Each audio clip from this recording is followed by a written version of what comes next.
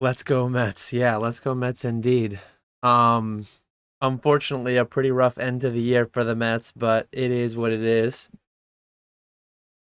How's it going, everyone? Nice to see people waiting in chat. No volume. Really?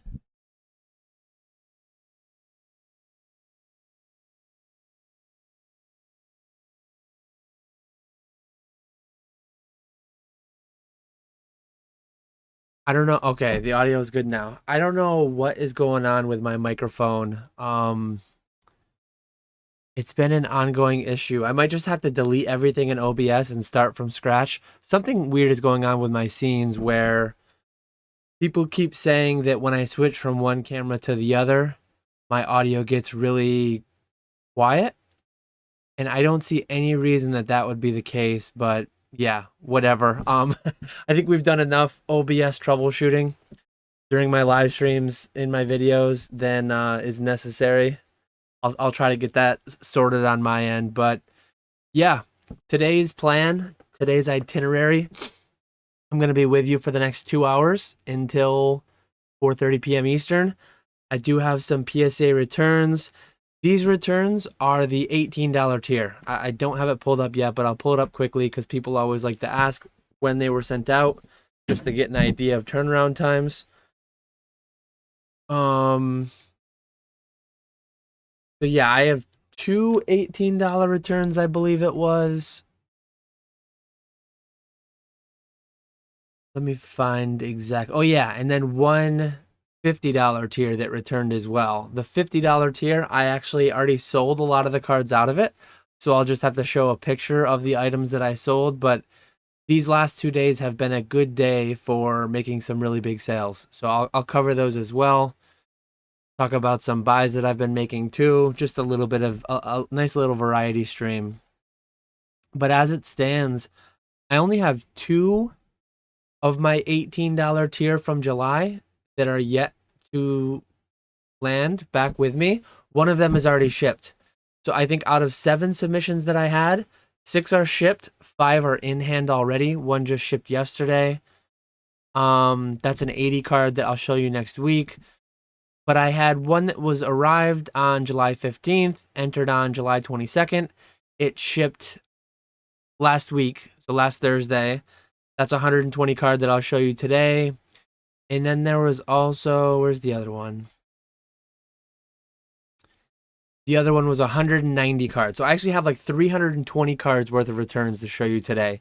The other one was arrived on July 29th, entered on August 9th, and then shipped November 4th. Primarily, most of these that I'll be showing you today were original submissions of raw cards that were not cracked out. Next week or in the coming weeks, those are going to be the big returns. I cracked around 300 cards, and the 80 card that's landing next week was almost entirely cracked cards. And then the 200 cards, that's the final one that I think it's showing as in QA2. So that's showing as QA2. That should be coming back in the next couple weeks. I will have one stream in the next few weeks where 280 cards, all that were cracked from CGC, PSA, BGS Labs. So when I show you that return, I will have like the labels handy to show you what they went from to the other. So let me catch up with the chat and then start showing some cards. Josh telling Java to get back to work. Java's in coast mode until the weekend, so I can bring you through 2 hours of those 2.5 hours. So I won't quite get you there. There's everyone saying I was muted. Brandon can't find out. Can't wait to find out how much money we made or lost. So yeah, everything that I show you today is pretty much, it was sent raw. It was not cracked out. I did pretty well. There was actually a couple. There's probably some that I'm missing. Like, I'm not intentionally not showing anything. I'm gonna show you the wins. I'm gonna show you the losses as I get them. But the 280 cards, I think 280 out of the 300 cards were all encompassed within like 2 submissions. So those ones will be slab optimization, sink or swim, pass or fail. I've already showed some of them, and overall, the slab optimization thing has been not the greatest. It's definitely been small wins here, bigger losses there. Overall, I would have been better off just selling everything in 2020. That's the obvious answer. But yeah, some wins, some losses. I feel like it'll be a wash. At the end of the day, I will have like made no more money and just wasted time. So a slight loss, if anything. Let's see those L's. That's the best part.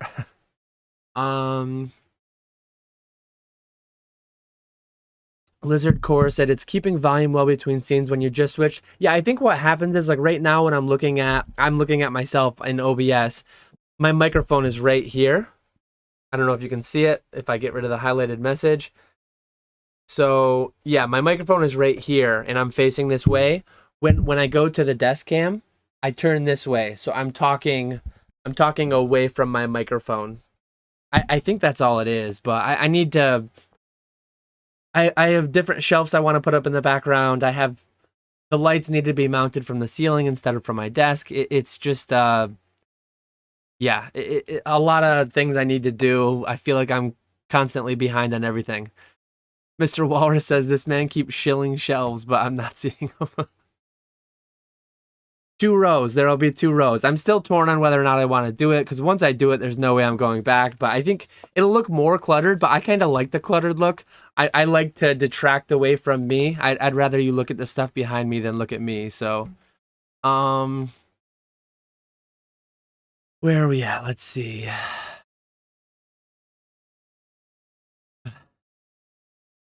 Appreciate you, J-Rob. What was your favorite box behind you? Favorite to open and then favorite artwork.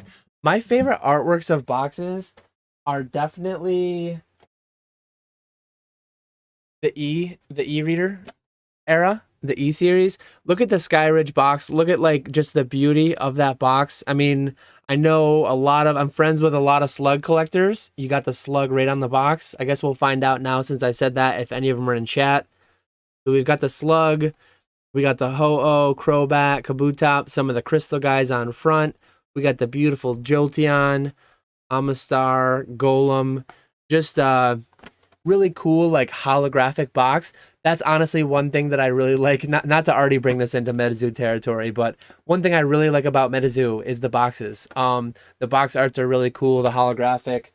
So Expedition, Aquapolis, Skyridge are right up there when it comes to box art. You also can't go wrong with Fire Red Leaf Green. I mean, you've got Pikachu right there, and then you've got the Blastoise, Charizard, Venusaur to round out the edges. I kind of miss like a lot of the newer sets leave things lacking. They leave you wanting more because the box arts aren't that great. Whereas a lot of these like mid-gen ones really were beautiful boxes. You'll notice that it used to be about this high. All the Diamond and Pearl boxes, over a week or two that I had them up there, they were just like falling on themselves and sliding off, and I got sick of setting them back up. So at some point, these are going to be gone, or they'll be up on my new shelves if my new shelves ever make it. But yeah, for now, that's what we've got. I didn't feel like putting them all away. The $18 tier I sent, like, I forget the exact tally. I think it was about 700, maybe 780 cards. And at the 15, I only sent 380.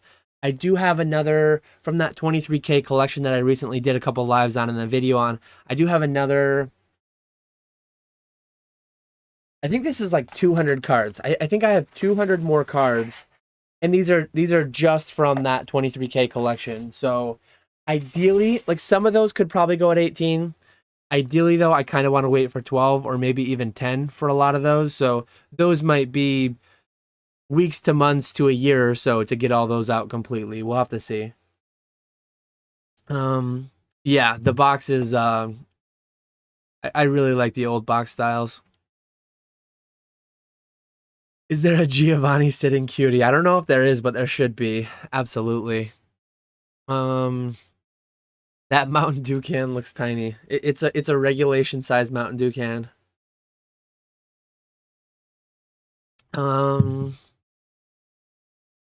Question on tops. Do you think Pack Fresh tops is a good move with this $18 special? Pack Fresh is not a condition. I know it's frequently used, and I use it myself. I kind of violate this myself. But Pack Fresh is not a condition. Mint tops, gem mint tops, absolutely. Some tops came out of the pack gem mint, some of it came out of the pack mint, some of it came out near mint or less. So you can't go by the fact that it was pack fresh. How was it stored since it was pulled? Was it stored loose? Was it stored in a shoebox all rattling around? Or was it immediately penny sleeved and everything was mint, packed to sleeve? It all comes down to the condition of the card. Just given that it was packed fresh doesn't mean as much as some think that it means. What do you do with all your Metazoo bulk? So outside of my office, on the other side of this wall, there are 2 towers of bulk boxes. The 5-row bulk boxes that people are probably familiar with. This is one of the ones. This is what's called like a shoebox for graded cards. It's similar to these, except for it's way longer and it's way wider. There's 5 rows, and it's shorter because obviously a raw card is shorter than a slab card. But I have towers of the 5-row monster boxes on the other side of this wall. One for UFO, one for Seance. Someday I might get to it if it's ever worth anything. But that's all that's been done so far. The Zard Hunter rooting to see those L's. I'm all about taking my L's when I deserve them. And if and when I get them, I show them. I don't intentionally hide anything.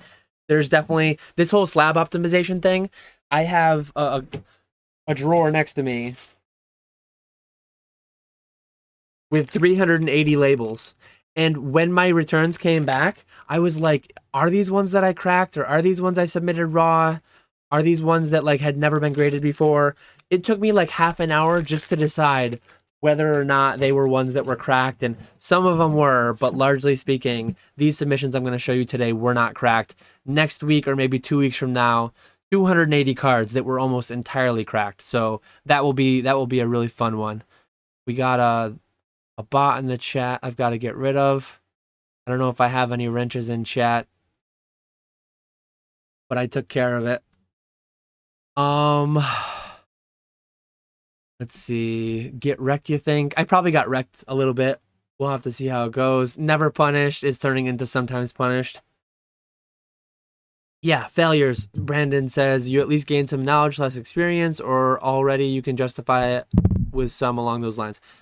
Biggest thing about a failure, you're like, everyone fails. Everyone fails. The thing you've got to do is learn from it. What I'm learning from it is don't just willy-nilly crack hundreds of CGC 8.5s, assuming most will be PSA 9s and some will be PSA 10s. Overall, I think more of them are PSA 9s than PSA 8s, but I probably should have just sold a lot of them as is prior, because a lot of the prices have come down. If I've been sitting on them for 6 months longer to get them regraded and putting $18 more into them, there's an argument that most of those would have been better to send, or to just sell as they were. And then there's also the compounded failure or mistake of submitting so many cards to CGC before I knew that they were just going to give me all 8.5s. So definitely failures there that I learned from. The main question that needs answering: when are we upgrading to 1080p? It physically cannot happen while I have the internet I have. I've heard very mixed things on satellite internet. I've heard some people saying it'll be great, you'll be able to stream in 1080, you may as well go for it. But right now I have DSL. My bandwidth, my 1.5 meg upload speed cannot handle anything more than 720, and it can barely handle that. So 720 is all it is for now. If and when I get cabled on my road, I'll get internet that can support it. But yeah, it is what it is right now. Did Greninja Gold Stars go up in price after your shorts video? No, my one listed for $100 on eBay hasn't even sold yet. Low list on eBay. There are a couple sales around 100 recently, but mine hasn't sold. I had someone on Instagram actually messaging me, offering me 90, wanting one with a swirl, this, that, and I'm just like, I don't like doing. I've ranted about it many times. People are aware, I'm sure, but I've ranted many times. I don't like doing deals off eBay for less than $100 frequently, because sales tax, this, that, all the things that eBay does for the fee they charge. It's a very worthwhile fee to pay, in my opinion.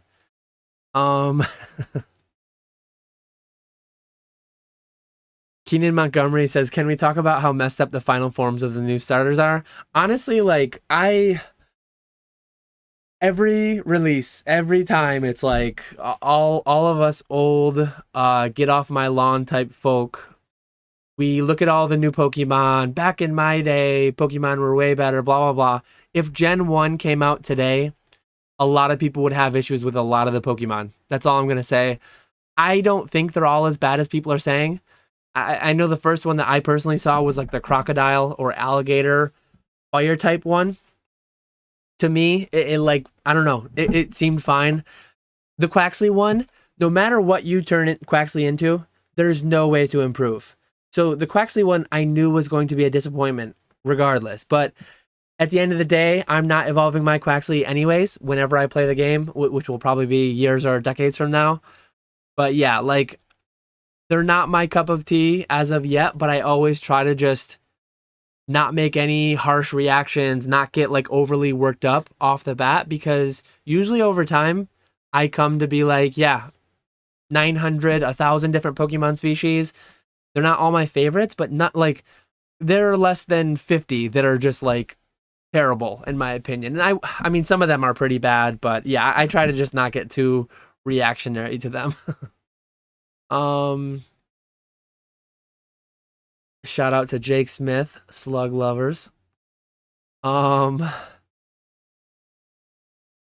says, hey Dan, been watching your YouTube for a bit, long time lurker, first time making it to a live. Thoughts on Aussies grading with PSA? At the moment, it's about $30 to $35 AUD, which works back to about $24 USD. Worth it. Certain cards, it's absolutely worth it. Certain cards, it's not worth it. Are you grading to collect? Are you grading to sell? If it's about selling, it's all about numbers. Can you make a margin paying that much to grade? By paying $24 per card, are you increasing the value of your card substantially more than $24? If you're spending $24 to grade it and it's only going up $25, you'd be better off just selling raw.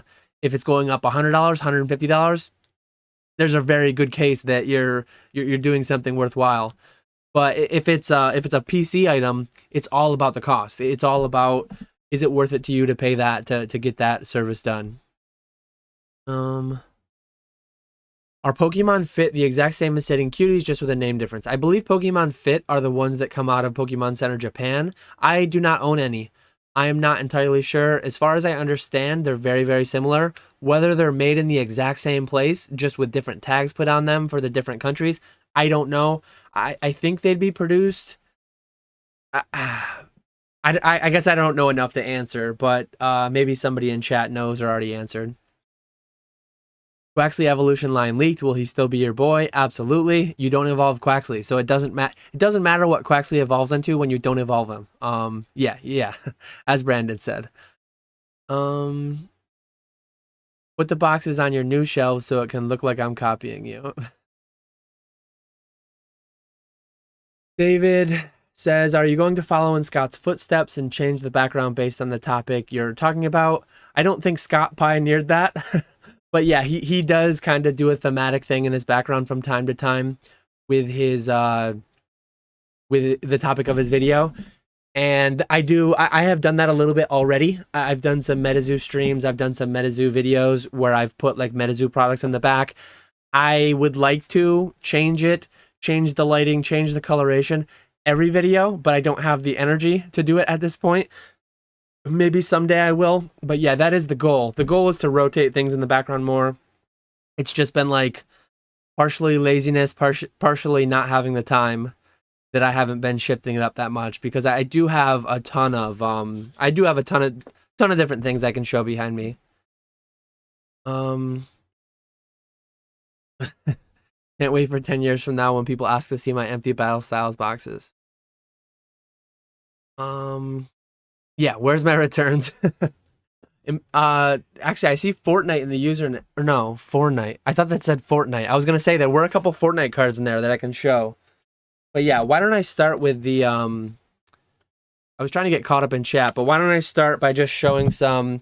I did get a lot of Champions Festivals It was a 10 card. I forget if I paid 50 or 30. One interesting thing though, one interesting anecdotal, I can't say that it will be the case every time, but I've been experiencing situations where I'm getting upcharged more at higher service levels than I am on bulk. And let me find where I put this image. So a lot of the cards that I initially had, I can't show you because I literally just came back from FedEx shipping some of these internationally. But let me show this. This was a package that I shipped today, literally like half an hour before the stream. It actually sucks because I missed the UPS package shipping this out. But someone bought from me all these PSA 10 Screams, PSA 10 Scream Pikachu, PSA 10 Scream Eevee, Rowlet, multiples of each. I think 4 Psyducks, 5 Rowlets, 3 Eevees, and then Champions Festivals. So, interestingly enough, 2015, I think I had 3, yeah, I had 3 2015 Champions Festivals. Oh, I never got up my subscribers.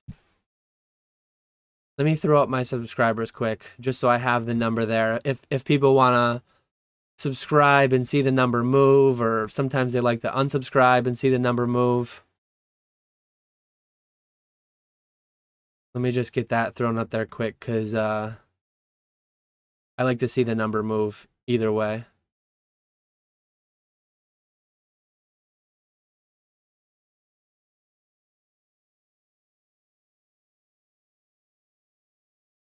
Let's see. I don't know why.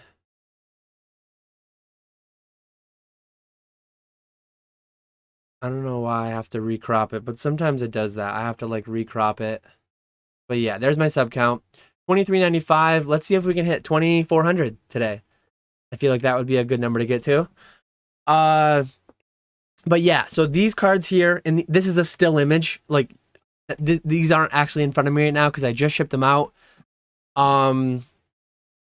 The valuation of the sale was between 10 and 20, much closer to 20. I don't say the exact number because I forget the exact number off the top of my head, but it was near $20,000.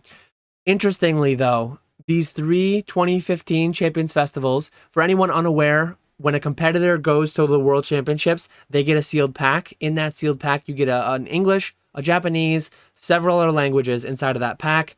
All the same art, just different languages. And 2 of these were in a... Let me verify what tier submission it was. 2 of these were in a...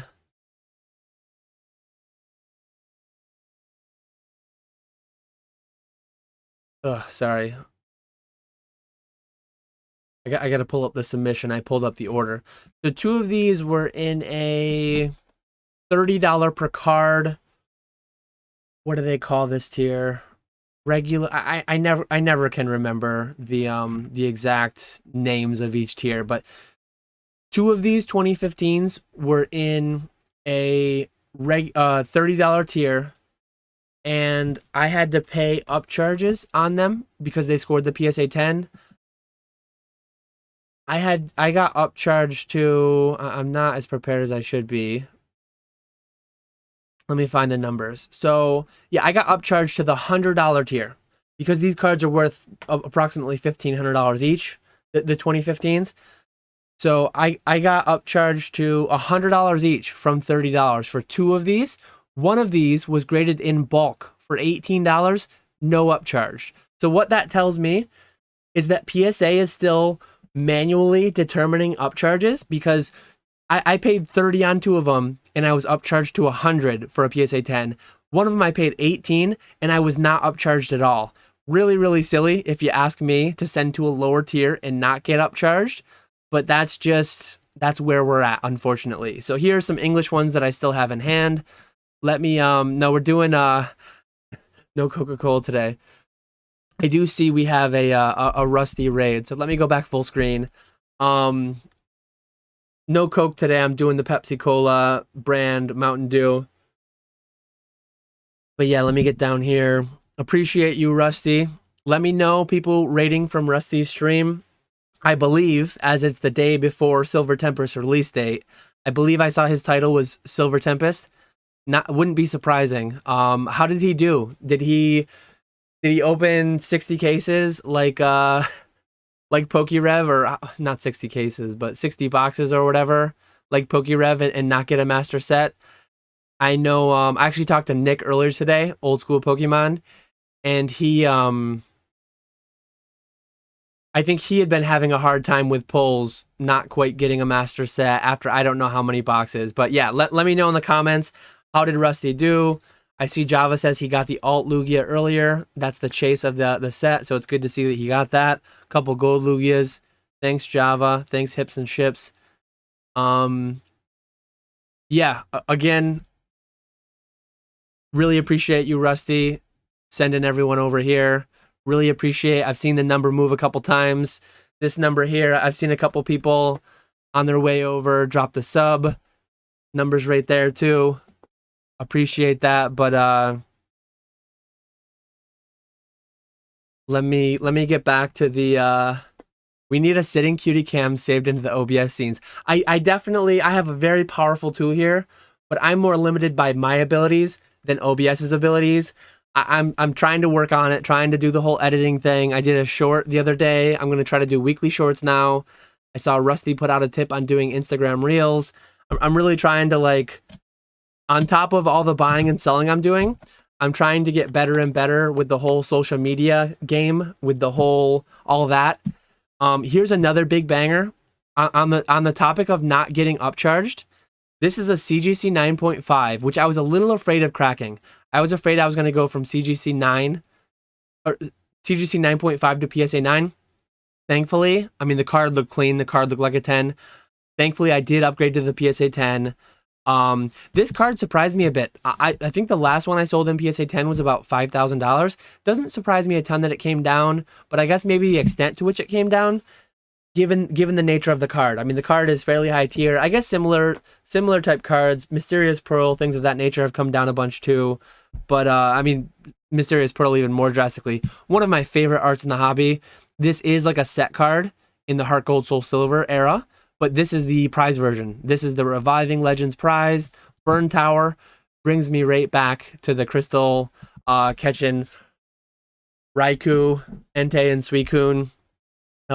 Absolutely fabulous art. One of my favorite in the hobby for sure. I probably my favorite. One of my favorite, like, it's a stadium card, so it's not like a Pokemon card specifically, although it does have the legendary beast in it. But that was still a big win. I think low list on eBay was about 3,000. There was recent sale for 2,000. So I have this up on eBay for 3. Last sale was 2. It's still a big win going from a 9.5 to a 9 to a 10. But yeah, that was one. Like I said, this whole submission, there's probably some amount that I missed that were cracked and regrade, but a lot of these were just sent raw, being graded for the first time. I know Rusty did a recent short. I love PSA's new boxes. So instead of let me just go full office. Instead of having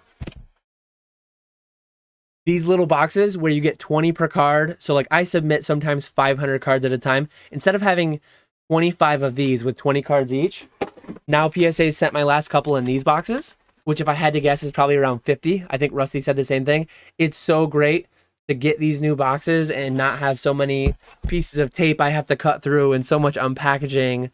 So yeah, it's nice to see the new packaging style from PSA. But why don't we show a couple stacks and then we'll pivot back to chat and then we'll just keep bouncing back and forth. A lot of these were rating my binders. So 2 things that I did during the $18 special. 1, I cracked about 300 cards. 2, I rated all my old binders, all these boxes behind me. So like, I'm not 100% positive. I didn't keep perfect track of which was which, but where's Crystal Guardians? So like this Banette right here, very likely came out of this box. This Banette is very likely the Banette that I pulled, because a lot of my sets I went through and I rated my binders to, I didn't pull out everything. Anything that looked like it was going to get a PSA 8, I didn't grade. I only graded it if it looked like it was going to get a 9 or a 10. You did see the Raichu there that got the PSA 8. But yeah, like most of these, some of them came from collections over the years. Some of them came from binders. I did love having binders that I had primarily built with cards that I pack pulled myself. But at some point it's like too cumbersome, and I just feel like I have too much value tied up. Like every few months I feel like I'm raiding my binders to take something else out of them. I don't know that I'll like, they're still partially intact. I don't know that they'll ever be fully intact again because the values are just crazy on a lot of these things. I love the dittos from the EX eras where it's like Ditto pretending to be one of the other Pokemon. um a lot of the ones you'll see initially are all the 8s and the 9s because I've already photographed and listed some of the 10s and some of the higher tier 9s. Also, if anyone remembers, I bought a collection a few months back, Versus Series. I do have a handful of Versus Series cards. Really beautiful, Japanese exclusive release. Really love these. It's weird to grade an energy card, but I love those hollow energy cards from the EX era.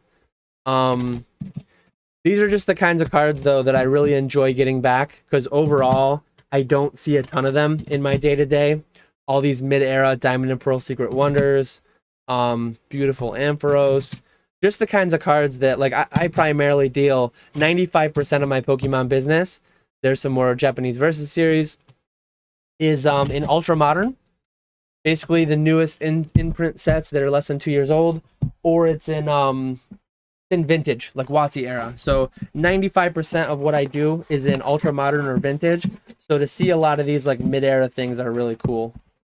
And some amount of these are already on my eBay, but a large portion of these are not yet on my eBay. Let me get back to my chat for a little bit. I think I'm a little ways behind.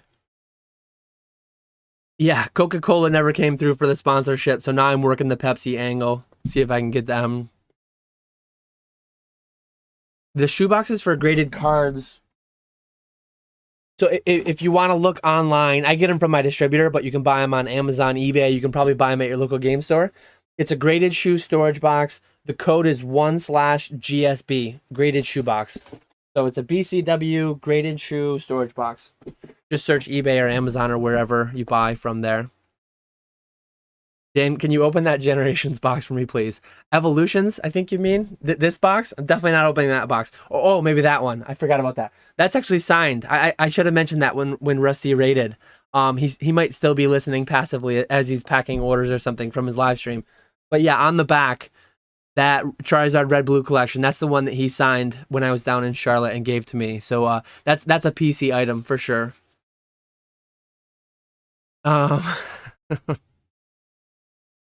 Let's see.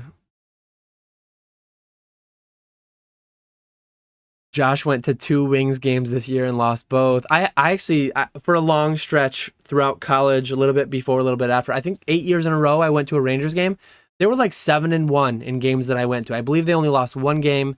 They got shut out like 5-0 to the Predators, which was miserable.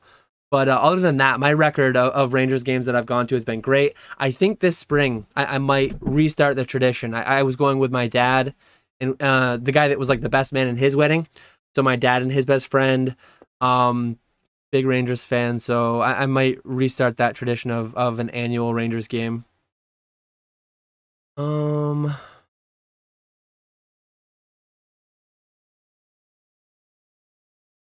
Do you sleeve your bulk as well before you store them in case they might be worth something in the future, or is it simply too much work and that time is better spent taking care of the good cards?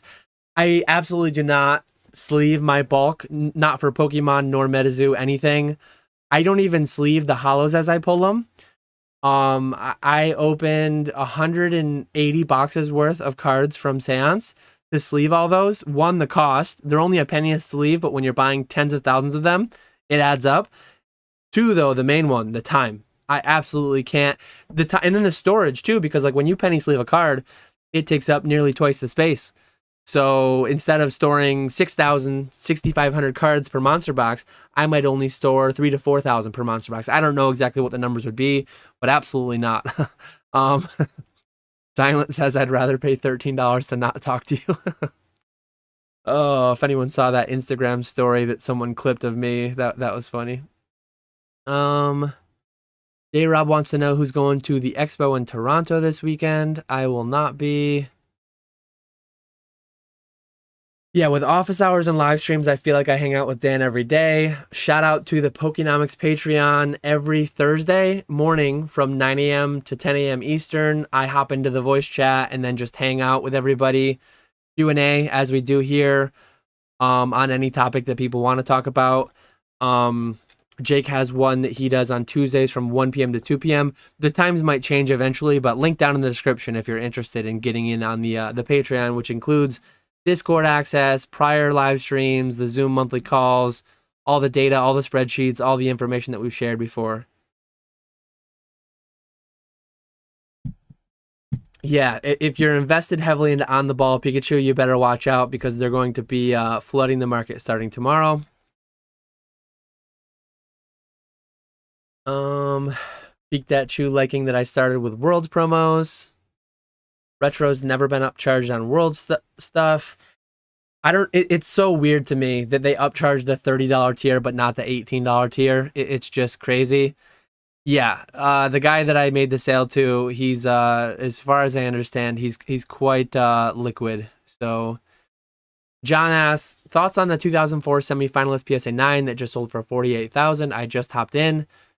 It's crazy to me. It's not a card at all that falls within my wheelhouse. I'm a guy who likes to collect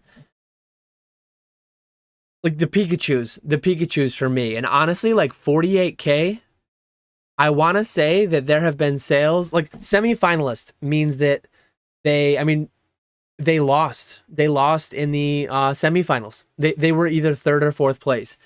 $48,000. There have been half art number 3, number 2 Pikachus that have sold for at or less, if not like maybe slightly more than that. Give me the half art Pikachu all day, every day. 48,000? No way. I wouldn't touch that. Like if I have $48,000, I am buying almost anything else other than that. Give me the lowest version. Give me just the competitor version, and I'm happy. I don't really care for like all the stamped ones, but I care for the Pikachu. Like I want the half art Pikachu. I want the full art Pikachu.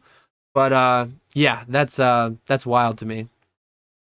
That lot was nearly 20K. It was high teens. I forget the exact number. Now we're at the point of the TCA raid, so I am a ways behind. But yeah, TCA raid. Dan will say thanks in an hour when he sees the chat.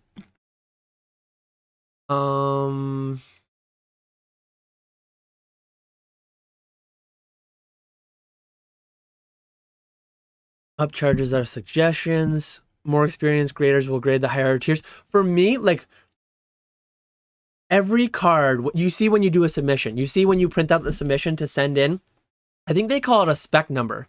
So like let me pull that image back up. When you look at the 2015 Japanese Champions Festival PSA 10, that card has a spec number in PSA's system.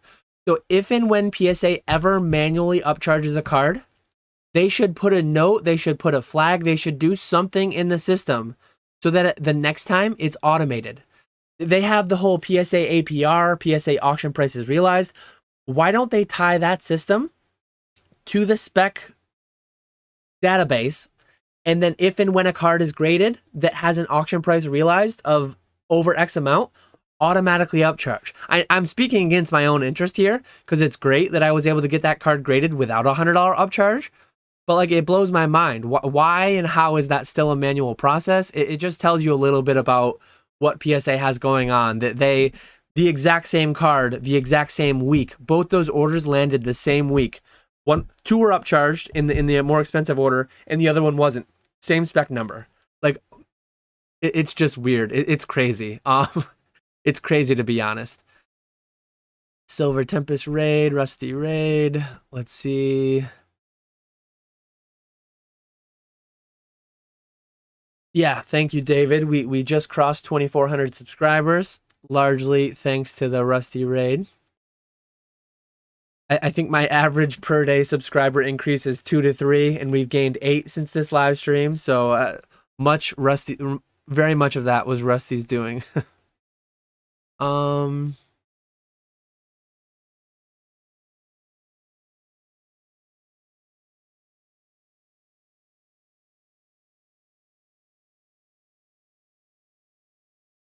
LP collector. Oh yeah, the burn tower. The burn tower is beautiful. I actually another not a recent grading return, but like a semi-recent. You guys have probably seen this earlier in my live streams, whatever. This PSA 3 that I upgraded to a CGC 6. This was actually sold. So that's a pretty good sale. Between this sale, which the wire is supposed to be landing today or tomorrow, I should be shipping like Saturday or Monday probably. But between that sale and between the sale that I showed you the image of, it's been a good couple days for sales. Really nice to get some liquidity, because anyone who saw a couple weeks ago, I had the $23,000 purchase that I made. That was all Pokemon. Well, the guy had several more binders. Unfortunately, UPS tried delivering those while I was at FedEx shipping the lot that I showed you. So I could have had the binders today, but UPS didn't give me any kind of a notification that that they were going to be here today. So I missed it. But yeah, Naruto, Dragon Ball Z, Yu-Gi-Oh, Vanguard, Weiss, I think, all like at least a dozen different kinds of TCGs, some current and active ones like Yu-Gi-Oh, some old dead CCGs, TCGs. I can't wait to get those binders in. My live stream next week will probably be an extended one. It might be like a 4-hour live stream, just going through non-Pokemon binders and going through all that, seeing what I have. A lot of that, I'm going to have to lean on people. I've already talked to some people. I've already shown videos to some people. I'm going to have to lean on a lot of friends and do a lot of research myself to figure out what I even have. But yeah, I have a secondary portion of that big Pokemon collection coming in, and that was a $25,000 buy. So $48,000 between the Pokemon and the non-Pokemon. You saw what I got in the $23,000 Pokemon collection. The non-Pokemon collection was even more expensive. So hopefully that one pans out. I think I'm going to do really well with the Pokemon, but it will remain to be seen how I do with the non-Pokemon. It'll be interesting to go through, though, and finally branch out a little bit and learn about some of these other TCGs.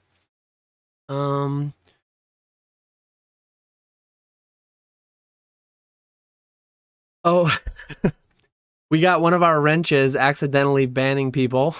But watch out. If you type in chat, Bolt might accidentally ban you. I don't know how to unhide people. I think if I open up managing moderators. Okay. I freed Desi. Sorry, Desi. Colt, yeah, everyone else that I've hidden deserves to be hidden, because they're all they all have nude or naked or something like that in their name. So those ones were intentional hides. Everyone else is Desi got caught up though by Colt's pocket. So let me know in chat, Desi, if you're still here. Colt's on thin ice now with that wrench, using his power irresponsibly. But you should be freed. Let's see. How's it going, Alex? Just hanging out. Dan, any new Diamond Pearl Platinum promos? I don't believe so. I don't think I had any in this submission. I will. Let me get the next stack on the table. This is the next stack. This is like a system that I have. I don't have very many like systems for organization, but all these were photographed up to here, and then these ones were not yet photographed. So a lot of these are on eBay. They're all photographed, not yet all on eBay, but none of these have even been photographed yet. So these are like very, very fresh, given that they're not even on eBay or photographed yet. Ian Toomey says, I definitely need to check your eBay. I'm getting closer to completing EX Delta Species reverse stamp PSA 10. I sold a Tyranitar this morning. So I did sell a reverse stamp Delta Species Tyranitar this morning. I don't know if you needed that one or not, but unfortunately that one's gone. I'm going to try to get all the way caught up to chat, and then I'll go to this box.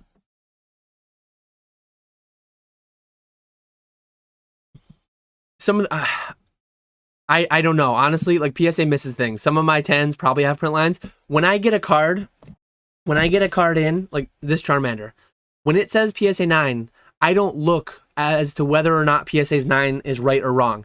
The whole reason I use third-party grading is so that I don't have to look at every card and describe condition to people. So like when I sell a card it's graded what it's graded. You see a front and a back high resolution picture, and that's what it is. Like, I don't try to, is this a strong 10, a weak 10? It's a 9 or it's a 10 or it's an 8. It is what it is. I understand, like, people should definitely buy the card and not the grade, but like, you got to judge that yourself from the videos or from the pictures. I don't really like to go into looking into what one is. I see. You must have asked this again before I did get to this, though. Hopefully you were here when I answered it. Let's see.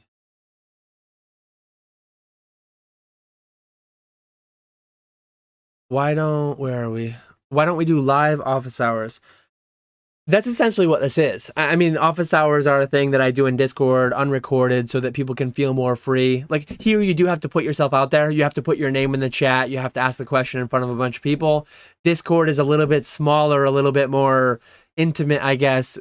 Weird choice of words there, but it's a little bit more like real in some ways too, because like, I mean, I do 100% transparency. I try to be my real self. I don't play like a part or a character for YouTube, but like, there's certain questions, there's certain things that I can't answer as directly maybe when I know it's publicly broadcasted to 100 people on YouTube, and then maybe 1,000 people will watch it afterwards.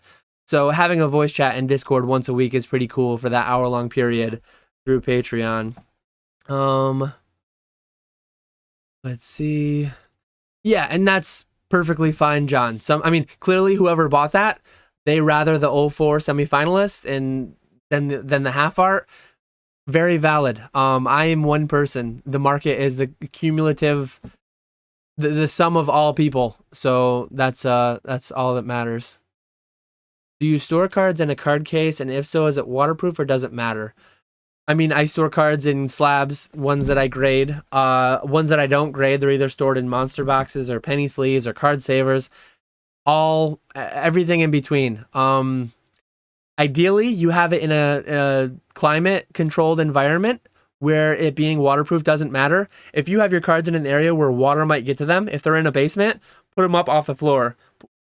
Get some shelving, put them up on a shelf, because collections do get flooded, and it's a shame to see. But yeah, ideally a climate-controlled area, ideally not in a basement, but if it is, at least have it up off the floor and have it climate-controlled. Thoughts on long-term prices for Japanese old backs and promos?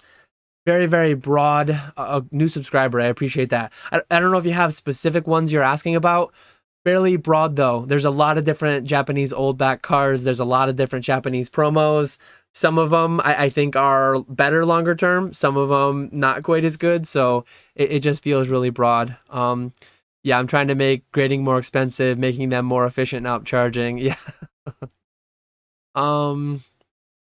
Yeah. Yeah, there's some dinosaurs in that collection too. I can't wait to show them off. My son's gonna love them.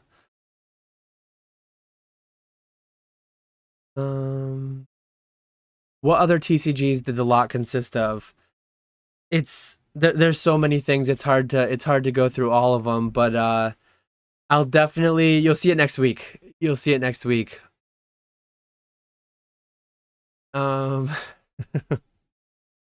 Desi served a sentence and was innocent the whole time. So sad. Oh man. Just started my eBay store. Any tips for selling low at list, buy it now? Sometimes low list, buy it now is not as advantageous, not as quick selling as being slightly above the high list and putting on a promotion, putting on an ad sales rate. So here's an example. Say a card is selling for $50 low list. I've tried it before and it doesn't feel good. I'd rather just list it at $49 to be low list and have it sell. But I've, in my experiences, raised the price by 20%. Put on a 10% fee of the, what do they call it, promoted listings. So instead of listing it for $49, list it for $60. You'll be 20% over the low list with a 10% fee. You'll net $54. That'll sell quicker oftentimes than pricing it for $49. A lot of people don't sort low to high. It is what it is. It's an unfortunate reality. I've done a little bit of both. I like selling for low list better, but overall, it seems more effective to sell for higher listed with a higher fee on it. So Saw on Swami Spec video, there was not much love for Disney Lorcana Mickey. What's your thoughts? There have been crazier things go for much higher. 900 copies each for promos and Disney Power equals dollars. Part of the issue is I think a lot of people say like, this seems good, that like so much optimism gets priced into, like people say in the future this will grow. Well, it's already grown. Like when these cards out of the gate go for $1,000 or thousands of dollars, a lot of long-term optimism is already priced in. And I will say this, like some of the Metazoo sample cards that I bought, I fell victim to the same thing. I thought like 1 of 100, if and when Metazoo survives. I think they still will do fine. Like these Disney Lorcana Mickey cards could do fine, but Disney Lorcana needs to work for them to do fine. If Disney Lorcana fails, they could fail miserably because so much future optimism is priced in. It's just a risky thing. If you like Disney, if you like Lorcana, go for it. But like, know the risks. If and when that fails, those could go down a ton because so much long-term optimism is already priced in. Same thing goes for Moonbryon. Same thing goes for like any of the latest, greatest thing. Moonbryon at 2K, so much long-term optimism is priced in. And it's just risky. It's risky, especially if you're playing with money that isn't yours. DNA says, do you have problems with the eBay multiple listing tool, or is it just me? What is your best method to list efficiently? I've almost never used the multiple listing tool. I just do things one by one. Let me actually show some cards to kind of talk you through how I would do it. So once I get to a point where it makes sense, I'll tell you what I do. These cards don't really work as well. So let me get to where I have a few in a row from the same set. So like right here. So what I do is I have 1,500 listings in my store. When I go to list this Arcanine, I go to some random mid-era holo. Maybe I have another Arcanine from like some different set. Sell similar. So I need to change the title. I need to make sure it's 1 out of 123, I think. So yeah, I need to make sure it's Arcanine, Heart Gold, Soul Silver, 1 out of 123, PSA 9 mint. And when I'm done listing this one, I price it, I do all that good stuff. I do sell similar, and now I do Clefable. The set's the same. The set number is the same. So all I need to do to list this card to this card, all I change is the name, the set number, the grade is the same, the set is the same, all the other item specifics are the same. I change those and I change the price, and then I list, and then I do sell similar, and I do the same thing for Ninetales, and I do sell similar, same thing for Quagsire. So I try to sort things when I'm photographing them by set, by grade. This one comes in, now you've got to add pre-release, you've got to change the mint 9 to a near mint to mint 8. This one was slightly out of order, like the Raichu should have been next. But yeah, like I just sell one by one. I list one by one, and I do sell similar to get to the next one. And it's really, really quick. Like I can list, when I'm in a rhythm, especially when there's a ton of duplication, where there might be like 10 cards per set, 15 cards per set. Like here's another one. This one I just have to add Ampharos Prime. But I can list like 50 items an hour, one every little over a minute when I'm doing it this way. So to me, like I've tried the multiple listing tool years ago. I haven't tried it in a long time. I probably should try it again. But overall, like listing is a pretty quick thing once you've got it going. And that's buy it now listings. If I was listing auctions, 1 cent auctions, that would go so much quicker. Like, because I have 3 tabs open. I have the one I'm listing on, I have one for recent sold, and I have one for low list. So if like last sold is 100 and low list is 150, I might price it like 120, 130, so that I am low list, and so that I am somewhere in between low list and last sold is usually where I list. So yeah, it's a pretty fast process, but it's high attention requirement. You really need to be paying attention. Usually, yeah, I've got way too many cards in this stack to show. I'm gonna get through this stack, and then I'll go back to chat for a little bit. So now we go to Delta Species. Same thing though. You go to Delta Species, sell similar, boom, name number, sell similar, name number. Then you go to Legendary Collection. Actually, here's an interesting batch. So we're getting into some Metazoo stuff. For anyone who has been around the channel for a while, you'll know that I'm a Metazoo partner. You'll also know that I'm a Metazoo NFT owner. The sole reason that I bought the Metazoo NFTs were for these cards. Really, really cool to me. I know they're not everyone's cup of tea, but like these are serialized cards reflecting my ownership of the NFTs. So if you own the NFT, you had real world utility of getting a serialized card to match. So this one's out of 750. This one's out of 300, I believe. Yeah, out of 300. This one's out of 276. This one's out of 750.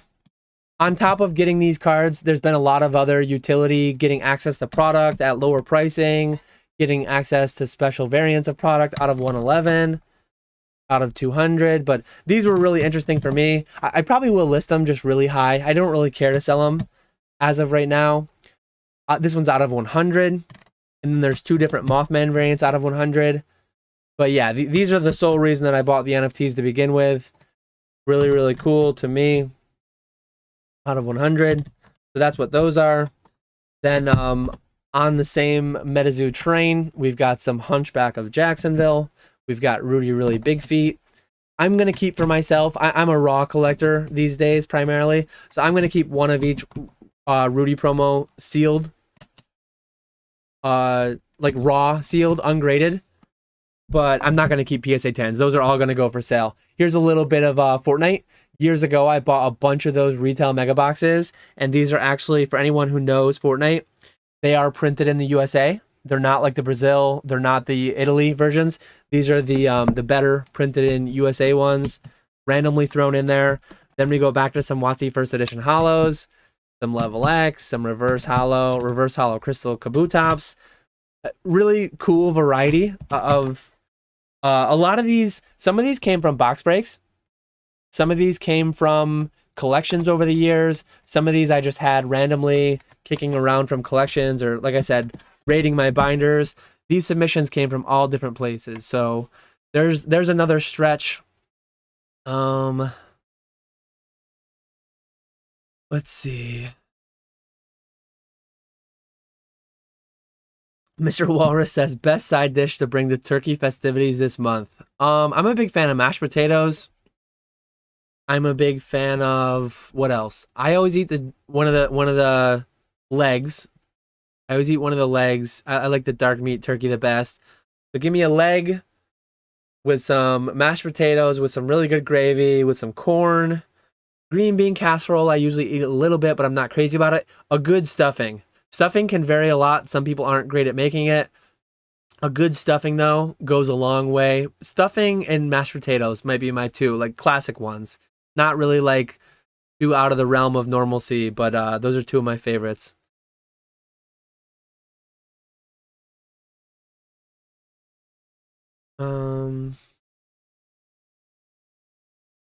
Climate control in Australia. Oh,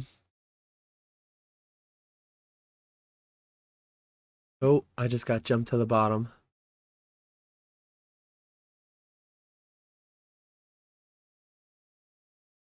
See. Devil says, such a disappointment. I thought I'd tune in and see Dan wearing the Pika glasses.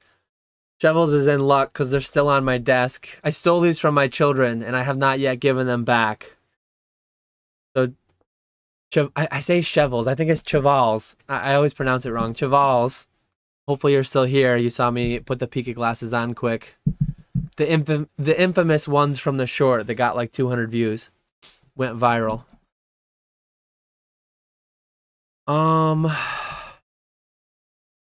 Yeah, the promoted listing technique, it's great because it nets more money to your pocket, but it does so to the benefit of eBay and to the cost of the buyer, which I hate, but it is what it is. Like, a lot of people sort by low list on eBay, but a lot of people don't. They sort by best match. How is eBay going to sort when they go by best match? That algorithm heavily factors in what net proceeds eBay will receive via fees. So they rank really highly, the promoted listings. It just is what it is. Josh says Stitch is the chase, not Mickey and Elsa. Lorcana's a high-risk gamble. I do see in the live chat. I don't know how long he's going to be here. We got Radar. Very nice to see. I actually talked to John a little bit earlier today. The lot that I showed earlier that I shipped out. Actually, John, if you're still here, let me just show it quickly. John knows who I sold it to because John has also sold too. But this is what I shipped earlier to our friend. This is what I messaged you about that I was making a sale of. I think it was 5 Rowlet PSA 10s, 3 Psyduck PSA 10s, 3 Eevee PSA 10 Screams, and then it was a Pikachu, and then 6 different, I believe it was 6 different Champions Festivals. So that's what I sold. That's what I was talking about earlier, John. Nice to see you in here though. Miss your content.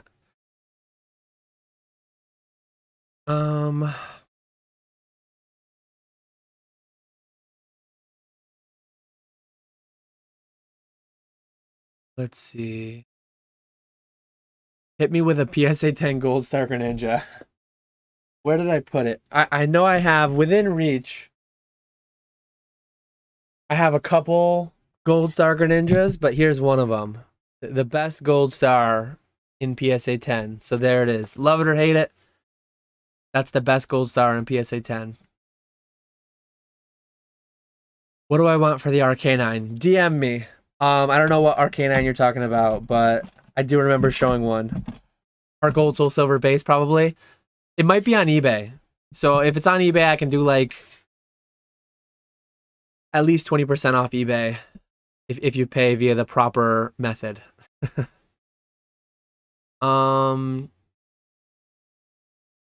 Let's see. Let me skip down to the bottom. John says, money bags, take your family to Disney after that. Not to put you on the spot, John, but are you thinking about any Collecticons next year? Or are you going to be doing your non-Pokemon thing? Not doing any conventions? I might actually take my family to Disney around Orlando. Sometime late February, I think they're going to do Collecticon in Orlando again. So hopefully I'll see you again down the line at the convention. If not, we'll have to meet up at some point down the line.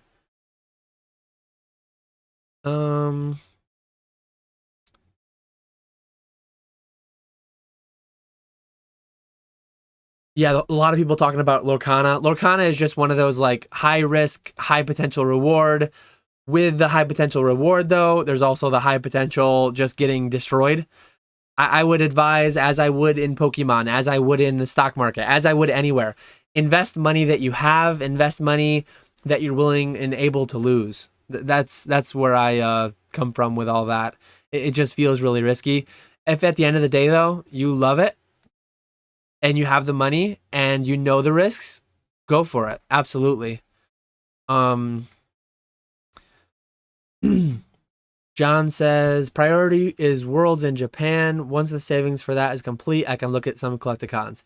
Definitely hope that ends up happening. I'm looking at very tentatively, subject to change, but Orlando's an almost definite at the end of February. I think they're looking at Dallas in May. I'm eyeing that one. And then potentially Charlotte, September-ish timeframe, I think. They haven't formally put out all the dates, but there is an image that's been going around of some of the potential dates that was published in like a Heritage magazine. I don't know that they're set though.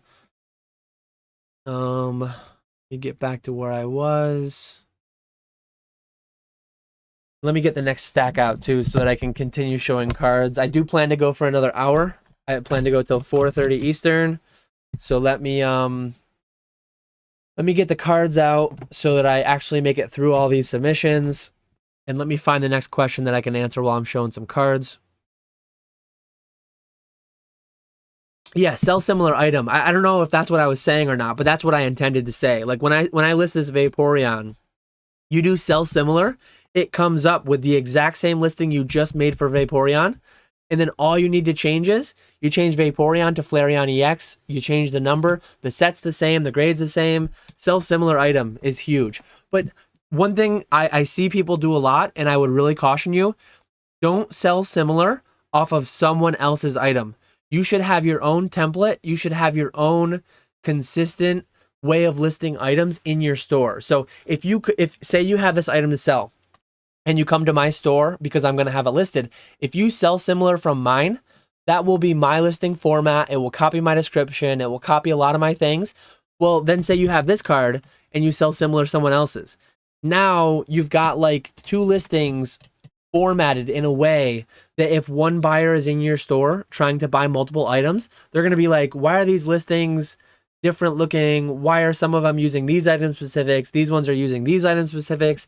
I think uniformity in your listing style is really important. So I would caution you, sell similar your own items, but don't sell similar randomly everyone else's items, because I think it throws off some red flags. If people go to your store and there's like 20 different listing formats and there's 20 different backgrounds for the cards, they might wonder if the cards are even yours. They might think like, hey, this person's just stealing other people's listings.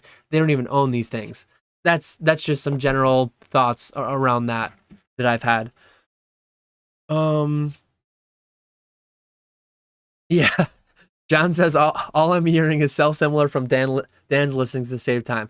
I guess if you're going to go that route, always use mine. Just don't use everybody's. Like, get one format and stick with it. So sell similar from one of mine and then sell similar from that one. So I've actually had people reach out to me like, hey, is it fine if I use your description? Is it fine? Because mine, I have a generic description. I have a generic, like, look at the pictures, no returns, blah, blah, blah. If people want to use that, if people want to make that their own, I don't care. I'm perfectly fine with it.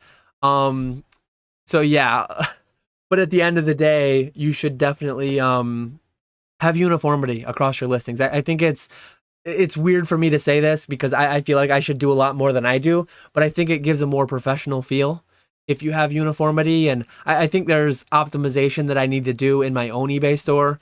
But yeah, if you sell similar from 20 different sellers, you just run the risk of like not really having consistency, not really having like a good customer facing look, in my opinion.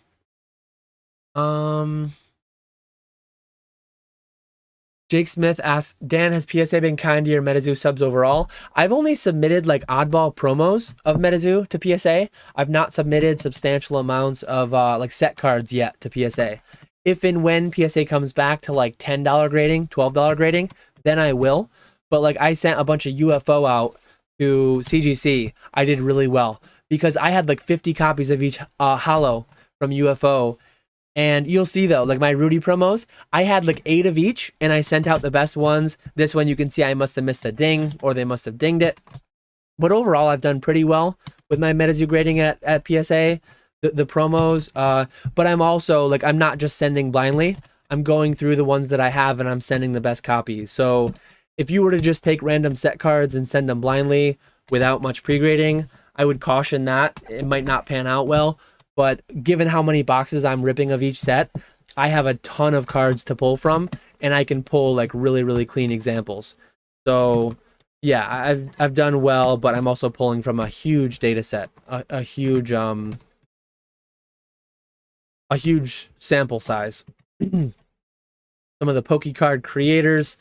I sent my, you'll notice here that it's not a full set. It's just 1 through 4. The Pikachu is at CGC. The Pikachu unfortunately had a roller mark. I bought what I thought was a sealed WB creator pack and it was opened. Thankfully, the first 4 cards were mint, but then Pikachu had like a roller line on it.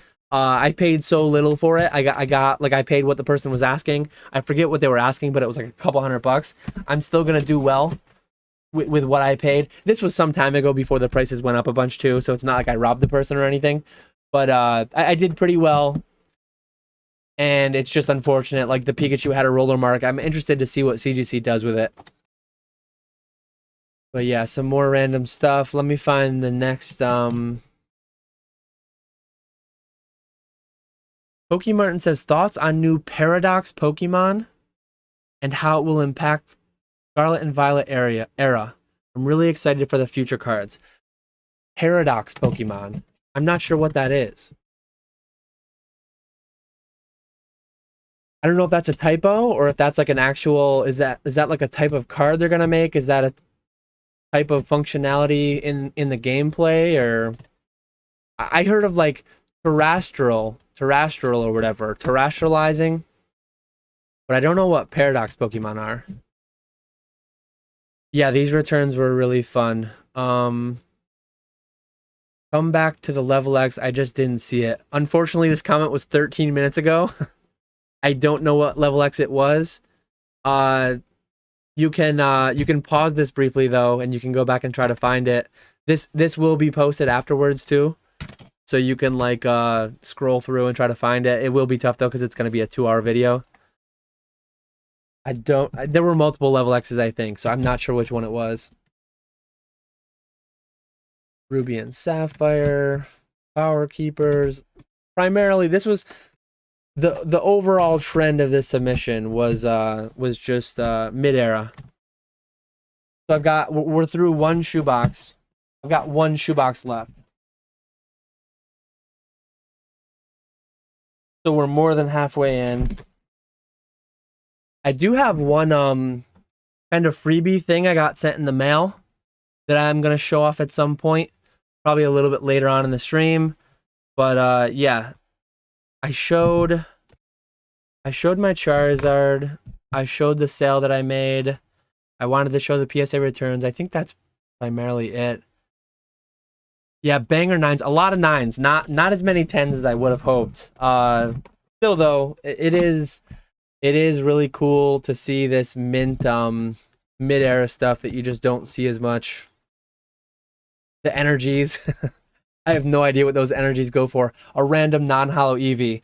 To have sent this at 18, I don't know what I was doing. I'm probably going to get wrecked on this card specifically. A PSA 9 common card. Not hollow, not reverse hollow. I don't know why I sent that at 18. That was more of a $10 send. But it is what it is. I went for it, and I might get punished on that card specifically. We'll see, though. I mean, maybe I can sell it for 25 bucks. Break even. Mid-era hollows. You'll see how few 10s I got overall. Let's see.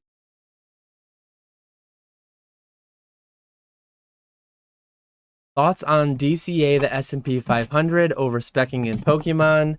In this scenario, it's all or nothing for each. If I could only do one, like I don't invest in Pokemon, so realistically, I only do one.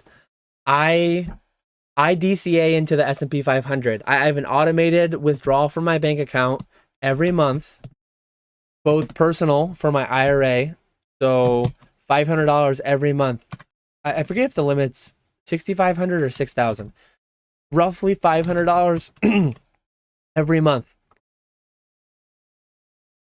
Just like when I used to work for the company I worked for, out of my paycheck. Every paycheck would go into my 401k. I had auto withdrawals into an IRA.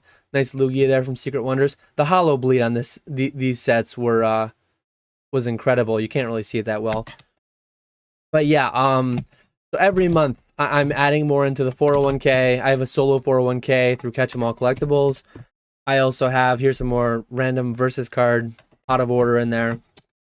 But I do business in Pokemon. I spend 6 figures per month, nearly 6 figures per month this year on Pokemon. So I'm buying a ton of Pokemon, but it's to sell, it's to flip. It's not an investment. So every month I'm spending 4 figures investing in the S&P 500 and similar long term. I'm talking 50 years. 50 years from now, hopefully, before I touch that money, if ever. Hopefully that'll just be my legacy. That'll be what I pass down to my kids or create some kind of foundation and donate charities, whatever. But Pokemon, I'm spending substantial more in Pokemon, but it's all to flip to profit. So if I had to choose one over the other, 100% traditional investments in tax advantaged accounts. As I always say, the meme.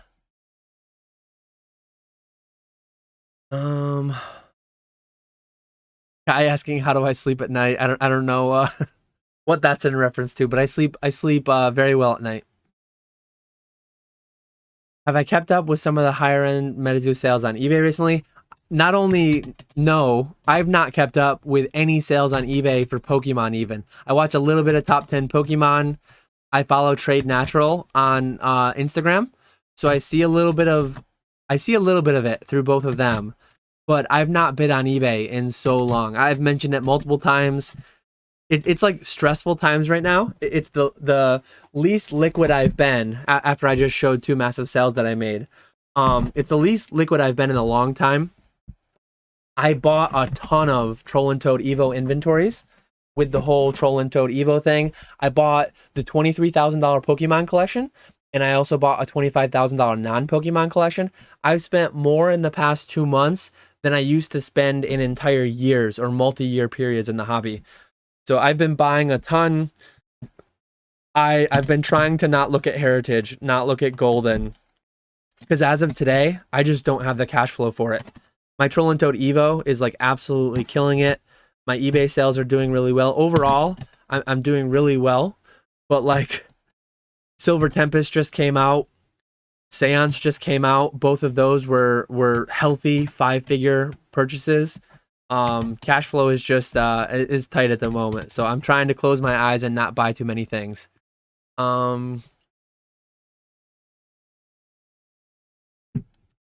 Let's see. Javal said the glasses made his day. The Pokefire says, "What is this?" It's kind of a hangout Q&A, little bit of a PSA return, kind of a variety live stream, the likes of which I've been doing weekly for the past few months. Anyone who saw, let me know in the chat any feedback on the short that I did. It was actually, it's funny. The short that I did, it was a 15-second video. Go check it out if you haven't watched it. You can pause, you can watch it for 15 seconds, and then you can just 1.5x speed until you get caught back up. My most disliked video, my worst ratio of likes to dislikes, even worse than Metazoo videos. But it got nearly 2,000 views in a 30-minute period. YouTube Shorts are incredible. It got nearly 2,000 views. And just for context, for anyone who doesn't know my channel or doesn't pay attention to the views, I mean, even a lot of people who watch all my videos probably don't pay attention to the views. But yeah, I post a video. If it does well, I get about 1,000 views a week later. Sometimes I get 1,000 views in a couple days, but on average, maybe 1,000 views in a week. If they're Metazoo videos, they get closer to 500, 300, 400, 500 in a week. If they're a good Pokemon video, maybe 2,000. I think the biggest video on my channel is like 6,000 or 7,000 views. But my short, within a 45-minute period, it had nearly 2,000 views, and then it just fell off a cliff. Like YouTube stopped pumping it, and it still has. About 1 day later, it has 2,500 views maybe. So it's like, obviously short form content can't be compared to long form content 1-to-1, but it really is fascinating to see what a short can do. I know James has talked about him a lot. ZNG Emporium, he recently, I thought he hadn't yet, I wasn't aware, but he had a 1 million view video on TikTok. So I'm going to make it a point to at least once per week, I'm going to post a short, an Instagram reel, and a TikTok, all the same video. And like 3 to 6 months down the line, I want to do a comparison video on how my videos performed on TikTok versus Instagram versus YouTube. And I just want to see like what kind of money that generates, if anything, what kind of growth that brings to my channel, if anything. I do have a couple series in mind, like not just sporadic, random. Like I actually have some video series I want to do, like a recurring episode 1, episode 2. Episode is a weird word to say for a short. They're going to be like 15 to 30-second videos, but some of them are going to be a series. I've contemplated doing different types of content along those lines, recurring content on my channel, longer form videos, but I want to trial them in the 15-second to 30-minute form and just see how it does. If and when it doesn't go well, maybe I'll bring them on as like 10 to 15-minute videos, but I've been really happy having, so that's the remainder of my return. I've been really happy though with the balance of doing one long form video live either on Wednesday or Thursday during the day, and then I do one pre-recorded video every Monday. It's anywhere from 10 to 30 minutes, and then every other Saturday I've been doing a Metazoo video. So I think I'm going to stick with that going ahead. Mondays is going to be a pre-recorded video targeting 10 to 20 minutes. Thursday or Wednesday is going to be a live stream. I do sporadic live streams with other people too. Sometimes I go live on my own channel, Friday night, Saturday night. I was just on Swami's the other night. I've been on Jake's a bunch. I'm going to continue doing all that. I love branching out, meeting new people, talking to the same people about different topics. So I'm going to continue all that I've been doing, but I'm going to add in once weekly shorts, if not maybe twice a week from time to time. The short was like, it was really easy to make, literally just recording a card spinning around for 15 seconds, adding music to it. It was kind of cool, like very, very light form of editing, but a little bit of editing experience, adding in songs and adding in text popping up on the screen, using the timeline. This one to show up for the first 5 seconds, this one to show up. I did the joke one on Halloween too with this. That was just kind of a joke thing to get a feel for how YouTube Shorts works. But yeah, it was a fun thing to do, and I have some fun series that I think will be like engaging. It'll be like, I don't want to spoil what they're going to be, but like having to answer in the comments which one you'd pick, or yes or no, or right or wrong, or whatever. But yeah, I think it'll be a fun little series to do. Let me catch up in the chat, but I'm just going to hang out for the next 40 minutes. No real main topic. So if you have questions, let me know. I do have one thing I want to show off, though, that was sent to me that I'll show off in a little bit. Let's see. Oh, Pikachus always have glue. That's interesting. That must be the WB creator that I was talking about. Maybe it was glue from the pack or something. Very interesting. I didn't know that. NP Pokemon asks, with the Ludkins news, will all middlemen be cut aside from smaller gigs like YouTubers? PSA uploaded the how to ship video within the same week and seemed to really be pushing direct subs. So I'm going to make a standalone video. I was just talking about my kind of upload schedule. Monday, I'm going to have a video addressing the whole Ludkins, middlemen. It's not going to be from the side of like speculation, drama, all this and that. It's going to be from the side of like, hey, this is going on. How does it affect me? How might it affect you? And what do we do moving ahead? So it's not going to be like the click. I mean, it is a little bit like you do the hot topic to get the clicks, to get the views, whatever. But I'm going to do it from a very non-emotional, non-like clickbaity, non-dramatic side of just pragmatic view of objective things that we know, not he said, she said, whatever. So yeah, I'm going to do a video on my thoughts on that on Monday, my thoughts and my plans moving ahead. So yeah, I'm not going to go too into that right now because Monday, I'm going to record that video probably tonight. So look forward to that Monday if you're interested. Alex says, Dan, for real, got to get it together. 13 minutes behind chat. No disrespect, but it's a lot harder to grow that way. It is what it is. I'm doing what I can.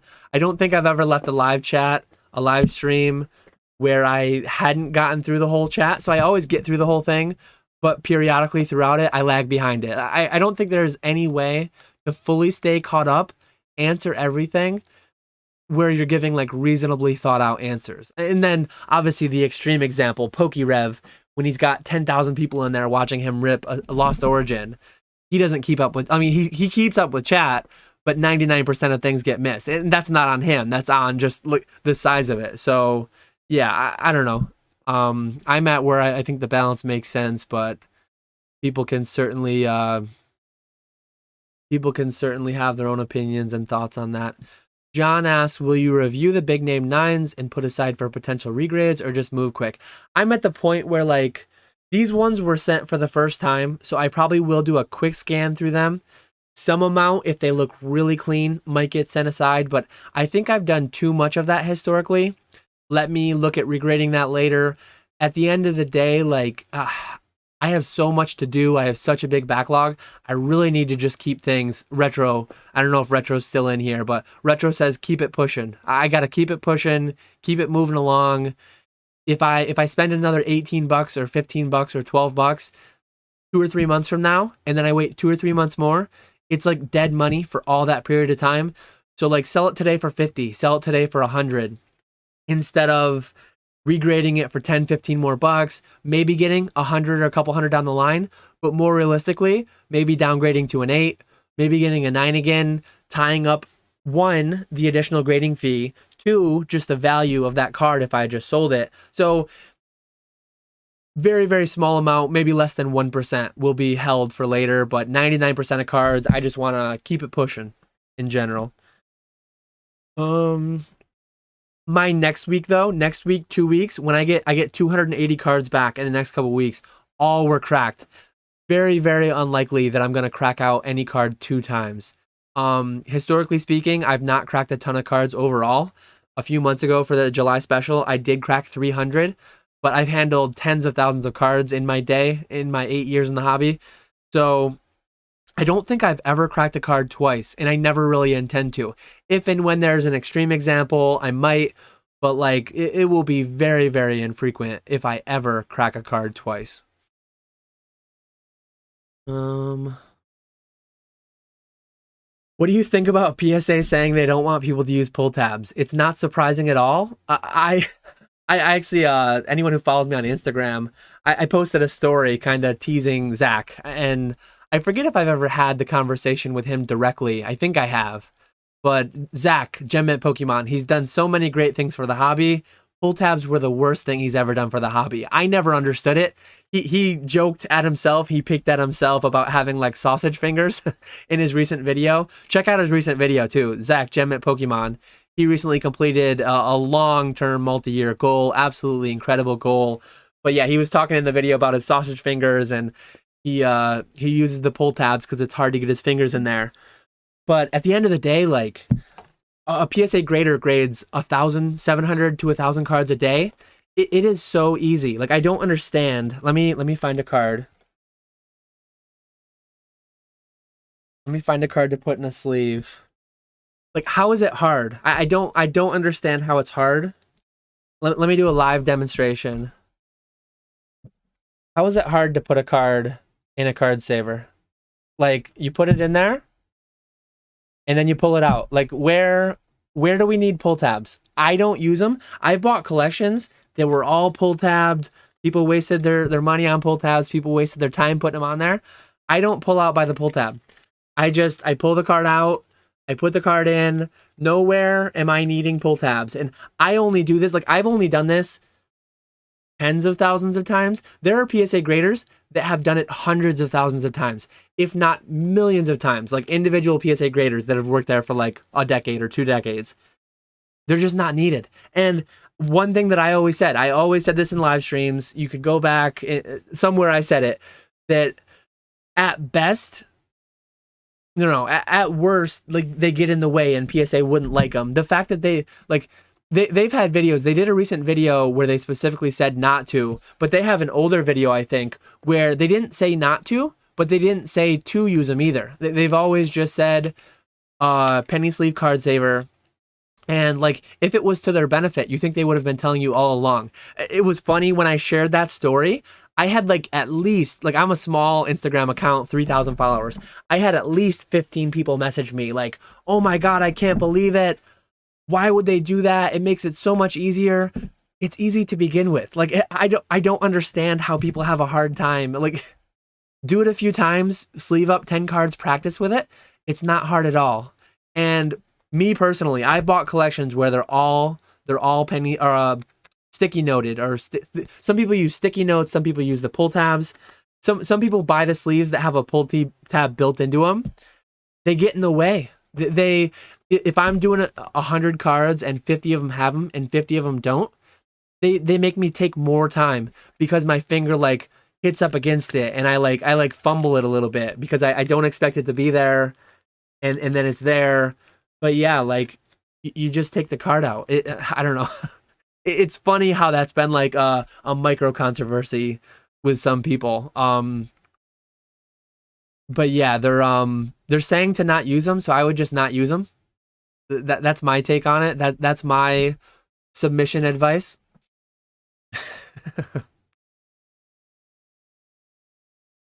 They said not recommended. They didn't say not allowed. If they're not recommended though, like why would you use them? If there's like technically you can probably send them in top loaders. I've heard some people, oh, I hate card savers, I'm still going to use top loaders. When they're telling you to send them in a penny sleeve in a card saver one, why would you go out of your way to cost yourself more money, to cost yourself more time, to do something they're telling you, asking you not to? It's just weird to me. Like, why is this like a micro controversy of this week? It's funny, it's weird, but yeah, I don't know. Um,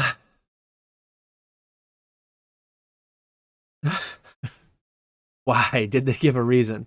Because they just get in the way. They're not needed. It's really easy to handle a it's really easy to handle a card saver one. Um, do you think that PSA as a whole could become a junk slab? There are so many PSA slabs out on the market where like Beckett could get a premium with having less slabs on the market. So this question is almost like a will Beckett, will CGC be worth more because they're lower pop than PSA? Absolutely not, in my opinion. Like PSA will have in 10, 20, 30 years from now, tens of millions of cards. PSA will have more junk slabs than any other company by the sheer fact that they will have graded more cards than any other company. So they won't have like the fact that there are a ton of Weedles in a PSA slab won't magically make this card worth less. Like this card will never be a junk slab, in my opinion. Like this card, it used to be $5,000, now it's $3,000, $2,000, somewhere in that vicinity. This card isn't gonna magically appear in a dollar bin just because there's 100 million PSA slabs out there, and maybe 50 million of them are worth less than $1 or something. That's my opinion. That's my take on it. I kind of get what you're asking, but it doesn't really make sense that the existence of more PSA slabs is just going to like hurt all of them. When do you decide to send an item to auction? If you do, I know that you bin pretty much everything, and I normally do, but if your cash flow is tight or you have an item sit for a while, do you decide? I've not done an auction in nearly a year now. I say it today, but it's subject to change. Maybe my cash flow could get tight enough that I need to auction someday. But I did do, I guess, one exception, whatnot auctions for damaged cards, things like that. So depending on the item, maybe some items merit a whatnot auction or something like that.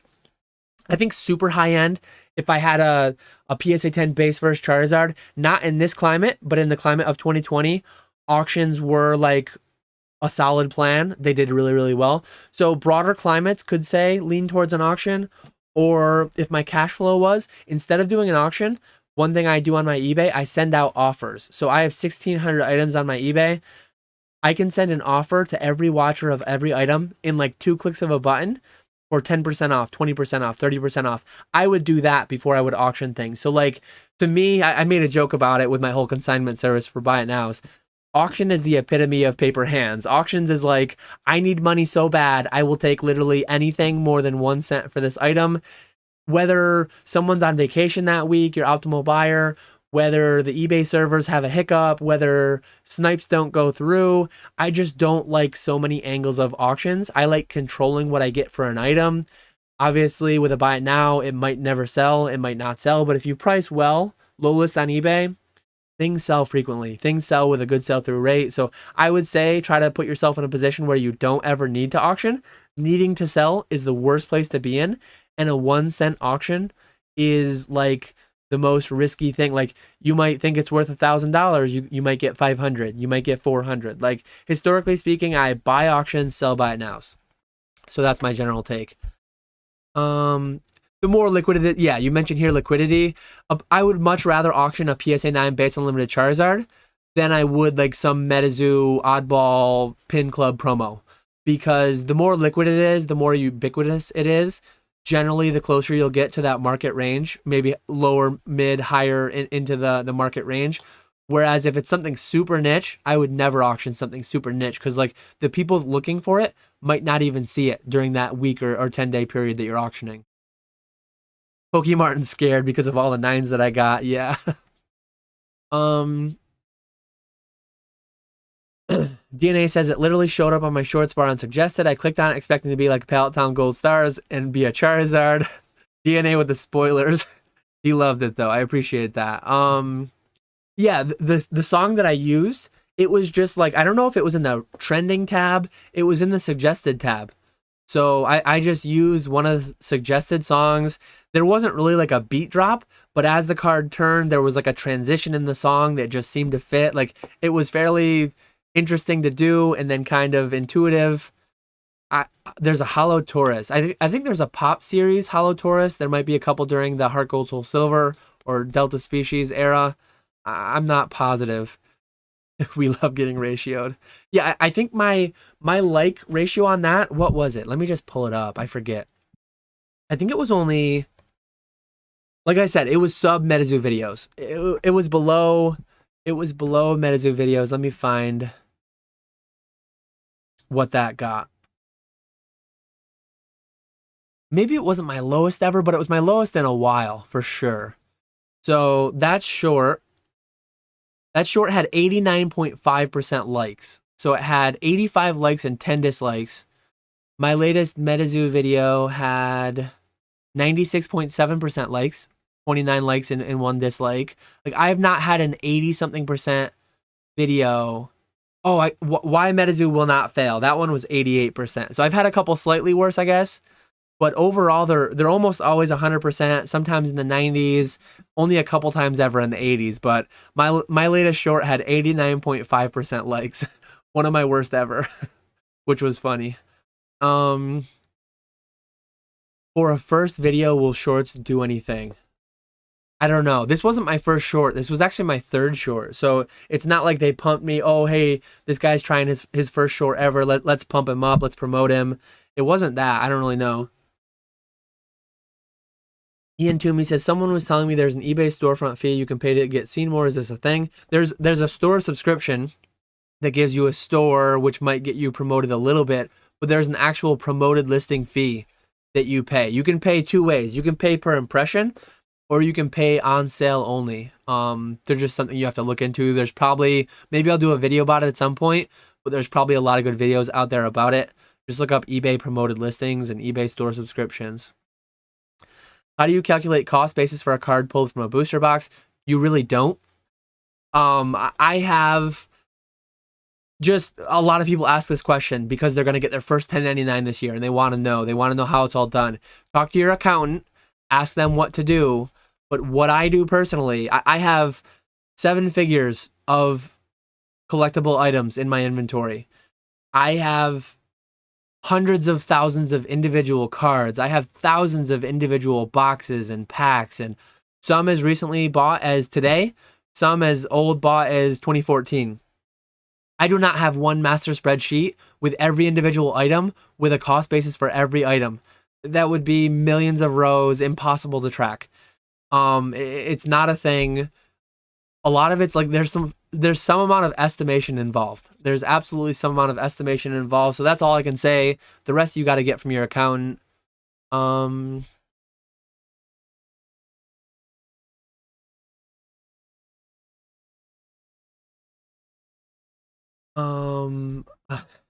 long before I'm on Dancing with the Stars? Never. Can you view my watch time, or do I need to be subscribed to see it? I can't view, I see watch time, but as far as I know, I can only see like total watch time per video of everybody. I don't think you can see like granular by user or anything. Unless you're talking about seeing your own watch time. I don't know if eBay tracks somehow your watch time of other creators. Maybe that's a thing, but I'm not sure. Do you have a one or multi-year road plan for your business? I probably should formally write it down, more of a formal, like pen to paper or typing out some kind of formal business plan. I have very rough ideas. I have rough goals by year, where I want to be like by the end of this year, what I want to be grossing monthly, what I want to be netting annually. I have savings goals, what I need to save into my 401k, my IRAs.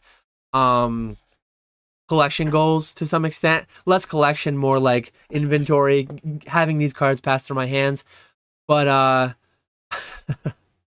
yeah, it's not super rigid, but I do have like 6 month, 5 year type ideas in my mind of where I want to be. Kai says, no disrespect, but you're never gonna grow if you're not wearing the Pika glasses. Um, Dark Lava Lizard says, have you gotten tired with the live stream format that has been popular for the past 1 to 2 years? Seems like a lot of content creators are making the exact same live stream content. I've not personally gotten sick of it. I started only a few months back. I forget exactly when it was, but I transitioned from primarily making 2 to 3 videos a week. And then I switched out that for one live stream and one video per week. And I'm very happy where I'm at. I understand some amount of burnout of viewership watching these countless 2 hour, 4 hour, 8 hour streams. I get it. But like, I still enjoy consuming and making those contents myself. If and when that changes, if and when that stops, I'll stop. I mean, I'll either make it less or I'll just stop making it altogether. I'm still really enjoying YouTube though. A year and a half I've been doing YouTube. Still fresh, new, exciting for me. I want to do the shorts thing. The shorts thing is something new that I'm going to inject once per week, if not twice per week. If and when though I don't enjoy that, I'll call it. I'll get done with it. But so far, like, really happy with all of it. What would you like to see to keep it fresh? To me, like, keeping it fresh is I'm going to start these shorts. I have a few fun ideas for recurring segments that I want to do in shorts, and I'm going to try them out and see what happens.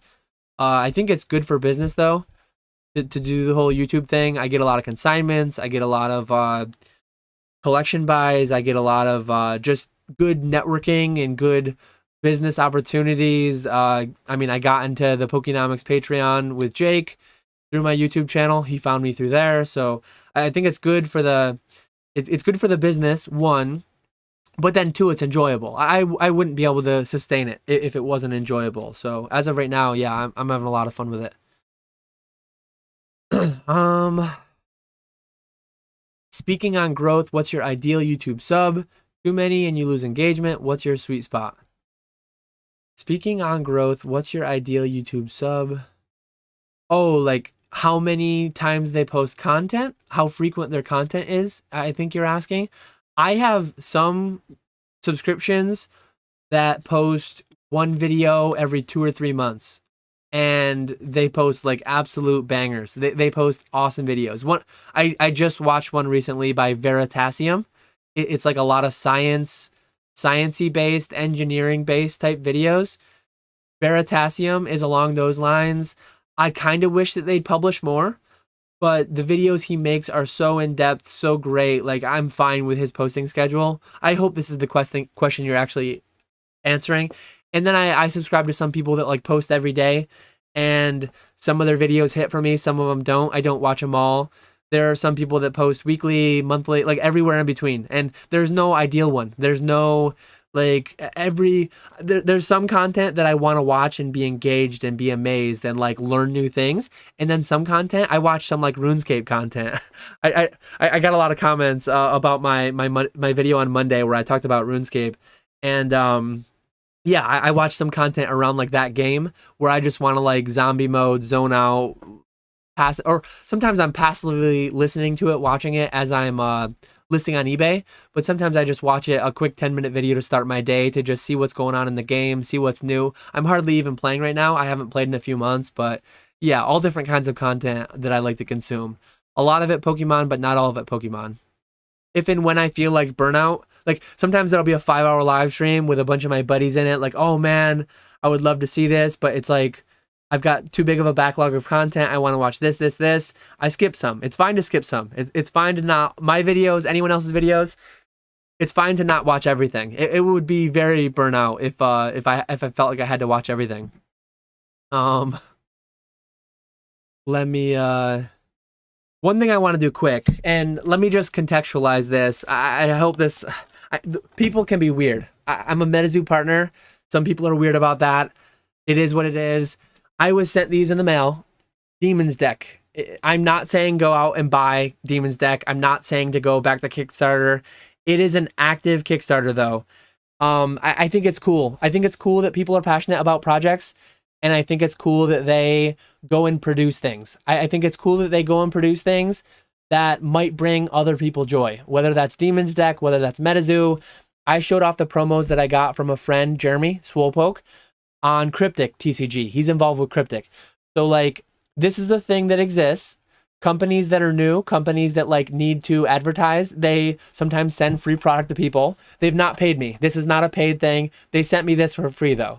So know my bias, know my background. I literally just got this in. It's an active Kickstarter. You can go check out or you can not go check out. Either way, it's fine. But yeah, they sent me these. These are like sample cards. As far as I understand, these are all going to be 1 of 100, similar to Metazoo, similar to other TCGs.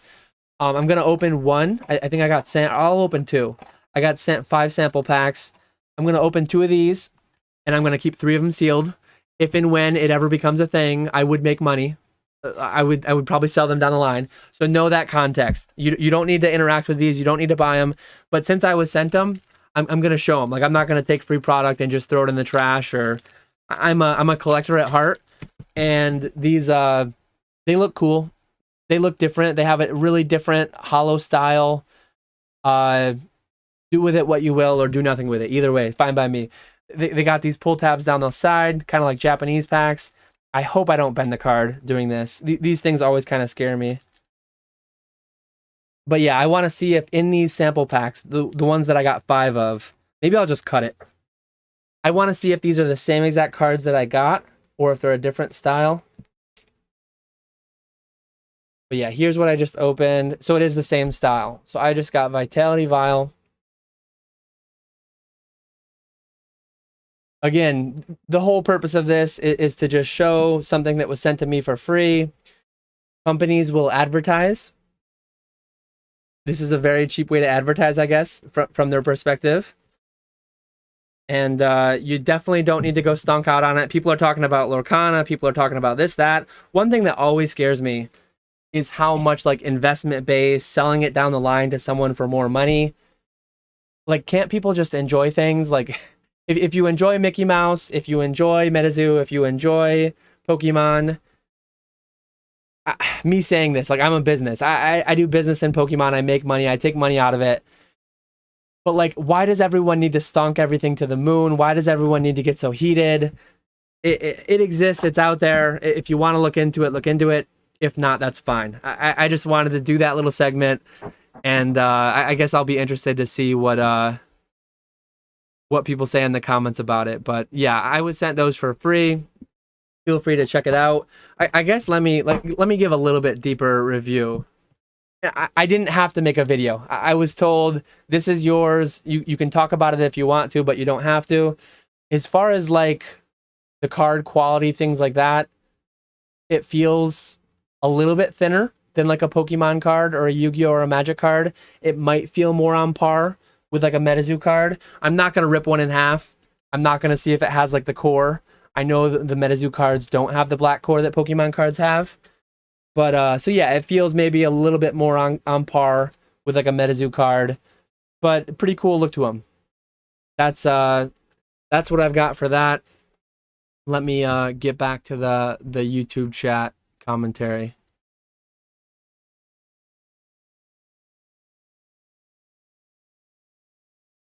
Hayden talking about pull tabs again. Seems like it gets rid of any risk of bending a card.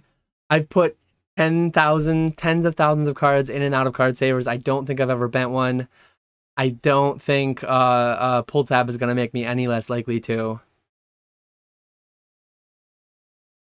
Oddish says you could potentially get indents from the tabs.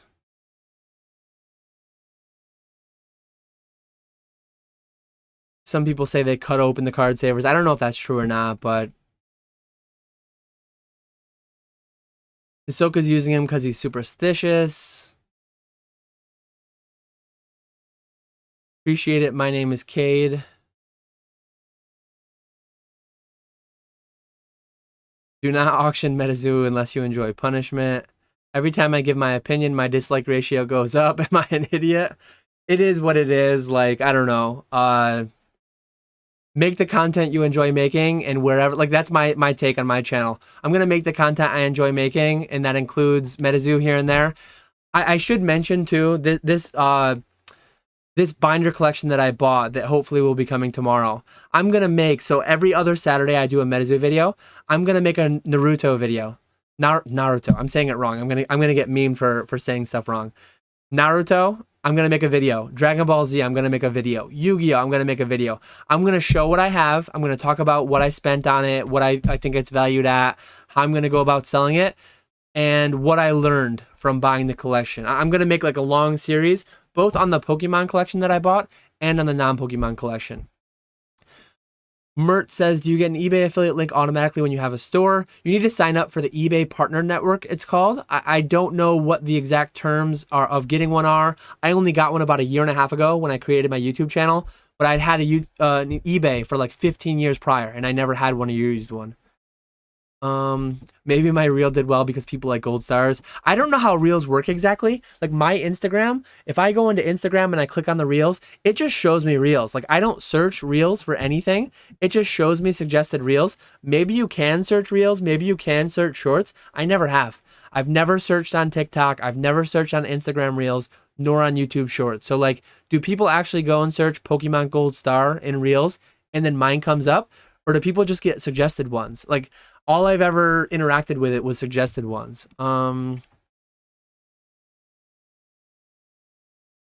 Pips and Chips says, I was just checking other sellers' prices versus mine and noticed a bunch of new listings for cards I have listed.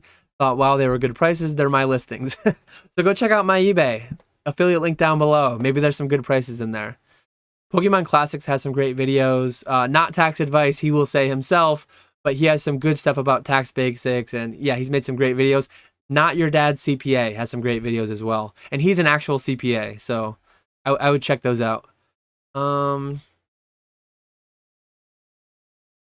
Let's see.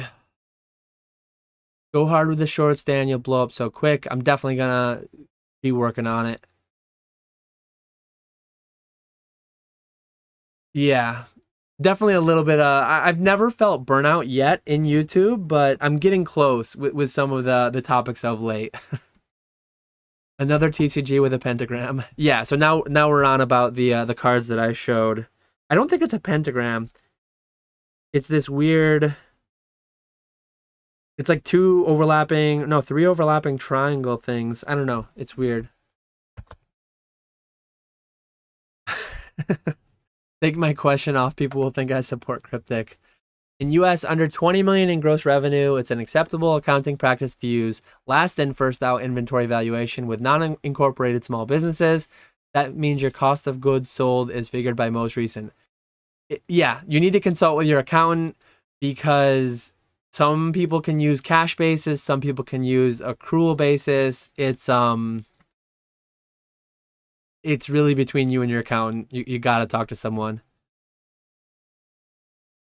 What are your thoughts of the Pop 2500 Umbreon VMAX being the same price now as the Pop 16 Lugia EX Full Art from Plasma Blast?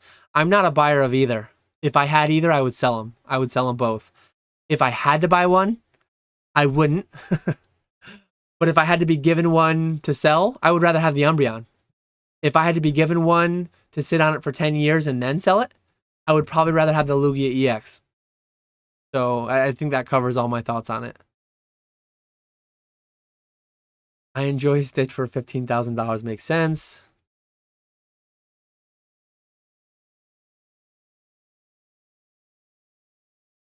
Well, wait, isn't that what it's about? It's called Pokemon Market Chat, so price and stonking should be part of the convo. Yeah, my thoughts on investing in cardboard are well established, well documented. Investing in Lorcana, investing in Moonbreon, investing in Charizard UPCs. I just don't like it. I invest in tax advantage, traditional investments. So I flip. There's a lot of money to be made. I enjoy it all too. Like I'm not just, I could make more money elsewhere. Very likely. If I had quit doing Pokemon on the side, if I had devoted the cumulative time I spent on Pokemon plus on chemical engineering, if I had done all that in chemical engineering and pursued getting my licensure and pursued a lot of other things and kissed the right butts and climbed the corporate ladder, I could have made a lot more money in my lifetime as a chemical engineer. And I enjoyed it. I enjoyed it too. I just didn't enjoy the politics of it. Pokemon gives me a great balance of work life, gives me the opportunity to set my own schedule, be my own boss. There's other things that could do that too. My dad is a self-employed fabricator, welder, mechanic, all these different things. I could do it with other things, but Pokemon is a good intersection of stuff that I really love, and enjoy, my nostalgia, all that. And I feel like I have good knowledge in it and good experience, and I really enjoy what I do. So yeah, I talking about money as a part of it. I just fear for some people who put so much stock into like being able to sell it more down the line. It worries me sometimes. What's the most worthless cards or other TCGs that you enjoy personally? I've been loving old junk 90s sets like Power Rangers and TMNT. Power Rangers. I have some Power Rangers coming in the $23,000 collection that I purchased. So look forward to my future live stream where I go through a bunch of the Power Rangers cards. I honestly don't interact with too many other TCGs. It's always been Pokemon. Metazoo came along a little over a year ago. I got partnered a few months ago. Other than that, like I don't know a ton, and it's been on my list for a long time. Part of me is like, do only Pokemon, never Stray, don't partner with Metazoo, don't do anything else. Like just do Pokemon and that's it. And then another part of me is like, no, let's try out this Metazoo thing. Let's broaden my horizons a little bit. And this collection came along. I bought the $23,000 Pokemon one, and it was great. And the same guy, the same like collector, had all these non-Pokemon ones, and I'm like, this is a great opportunity to finally buy and learn about other TCGs. Kind of crazy to go in so deep, so hard, so fast. But 25K, it's gonna force me to learn about them. 25K of Dragon Ball, Yu-Gi-Oh, DBZ, it's gonna make me learn about them. So I'm really interested to do that. Um, Yeah, Mertz has a good point here. Pull tabs also put adhesive in the card saver for no reason too. Although the adhesive probably will never seep out and have a negative effect, why introduce that to the equation? All this talk of chemicals, chemically altering cards, and you're putting a chemical adhesive inside of your card saver. If and when that gives off any kind of, like there's a smell to it. You smell an adhesive, there's a smell there. Will there be any kind of long-term effects of, will that interact with the card? Will that, those fumes that it puts off? Probably not, but like, just, PSA is asking you to stop with pull tabs, so just stop. That's the only logical thing, in my opinion. It was never logical to begin with, and now that they're asking you not to, it's that much more logical to stick with them. Mr. Walrus, do you switch your tires to winter tires or roll with regulars? So as with almost every question, it's not a yes or no. It's not like a black or white answer. There's a nuanced answer to it. People love nuance. People love fence sitting. People love like complex answers that aren't just one or the other. So I just bought a new car, a Kia Sportage. Brand new car, brand new all-season tires with all-wheel drive. That car will not be getting winter tires this year. Probably the first 2 years, I'm going to run all seasons as long as they have a lot of good tread on them. They seem like a pretty good tread for where I live in upstate New York. Winter is a big thing. We get a fair bit of snow. So winter tires, usually, historically, I've had a separate set of rims, wheels, tire pressure monitor system. I've had a separate set of everything to just swap out winter, spring. But yeah, with my Kia Sportage, I'm going to run them for the first couple years, the brand new all seasons. With my wife's car, she actually needs new summer tires. So what I did was she had pretty new winter tires. All summer, she had her winter tires on. Not a super aggressive tread, but like good winter tires. Not studded, obviously. You're not going to run studded tires in the summer. But the winter tires are fairly old, not a ton of miles on them because she only runs them between like December and March. So yeah, it's good that my viewers are dropping because the stream's ending in 2 minutes. So I figured I'd just talk about winter tires. But yeah, she's running her winter tires through the summer, through the winter, and then I'm gonna get a new set of all seasons that she'll run. Yeah, like, but it depends on the year. It varies over time, but generally speaking, I run winter tires. But there are various times, as right now, where I don't run a secondary set of tires. Are we stonking the Precious Collection? I bought one. I'm not going to stonk it. I think it's cool. I bought one. I'm going to sell it, though. Guy says it's a great opportunity to lose 25K. Absolutely, I might. I'm going to rapid fire things for the next 1 minute. Anything new, I might not answer, but I'm going to rapid fire for the next 2 minutes and then wrap up. Coyote Bacon loves nuisance. He doesn't love nuance, but he loves being a nuisance. I'm sure that's an intentional. He missed an I. I think it's an intentional typo though. Devil's advocate statement here. Prices have been dumping close to pre-pump prices. There are a few outliers on vintage and things like that, right? So if anything, this is a great time to start. There are still a lot of things, like check that, verify. I'm selling PSA 9 WotC Hollows for 100 that pre-pump were like 50 or 40. There's a lot of things are still double or triple what they were in early 2020 or late 2019. I've heard a lot of people saying that, oh, we're back down. We're not back as low as we could go. We could go lower. I'm not saying we will. We may or may not, but look at the numbers. There's a lot of historical data out there. Like, look at the actual numbers on Pokemon price. Yeah, a case of ETBs for $250 shipped. I pay $240. I paid $240 for my Darkness Ablaze, $24 a piece, wholesale. So if you're getting them for $250 shipped, that's getting in as low as you can, unless things get really dark and they go sub wholesale pricing, which has happened and might happen again. So it's all risk. It's all risk tolerance. Yeah. Pull tabs equal card altering. You heard it here first.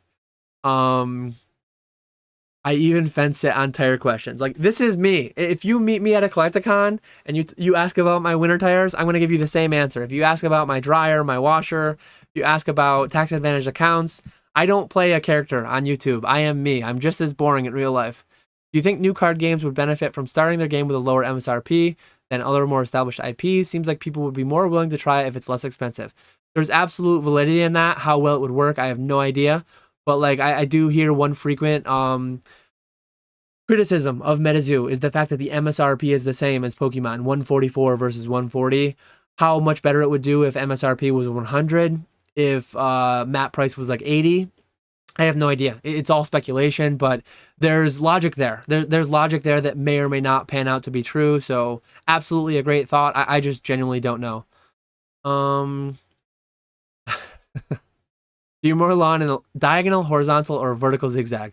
I just do horizontals and verticals. I do outside. I do 2 passes blowing inward so that I don't put grass on my driveway against my house. I do 2 passes blowing inward and then the rest of it blowing outward, just as quick as possible. I don't go over the same spot twice. I don't make it function over fashion. I mow it as quickly as possible to where everything is mowed, but I don't purposely put the stripes in or anything. Some of my neighbors are really into like lawn maintenance, and they do all these formulas they spray on their lawn, and I let the dandelions grow when they grow. When they're gone, they're gone. I mow it, and that's it. I cut it every 3 or 4 days, and that's it. That's everything. Oh, one more. If you had to put one first edition base set hollow in your bike spoke to make a cool engine sound, which would it be? Probably shout out Trainer Max. Sorry, Trainer Max. It would probably be base set. I was gonna say Muck. I was gonna do Muck from Fossil, but base set. Probably Hitmonchan.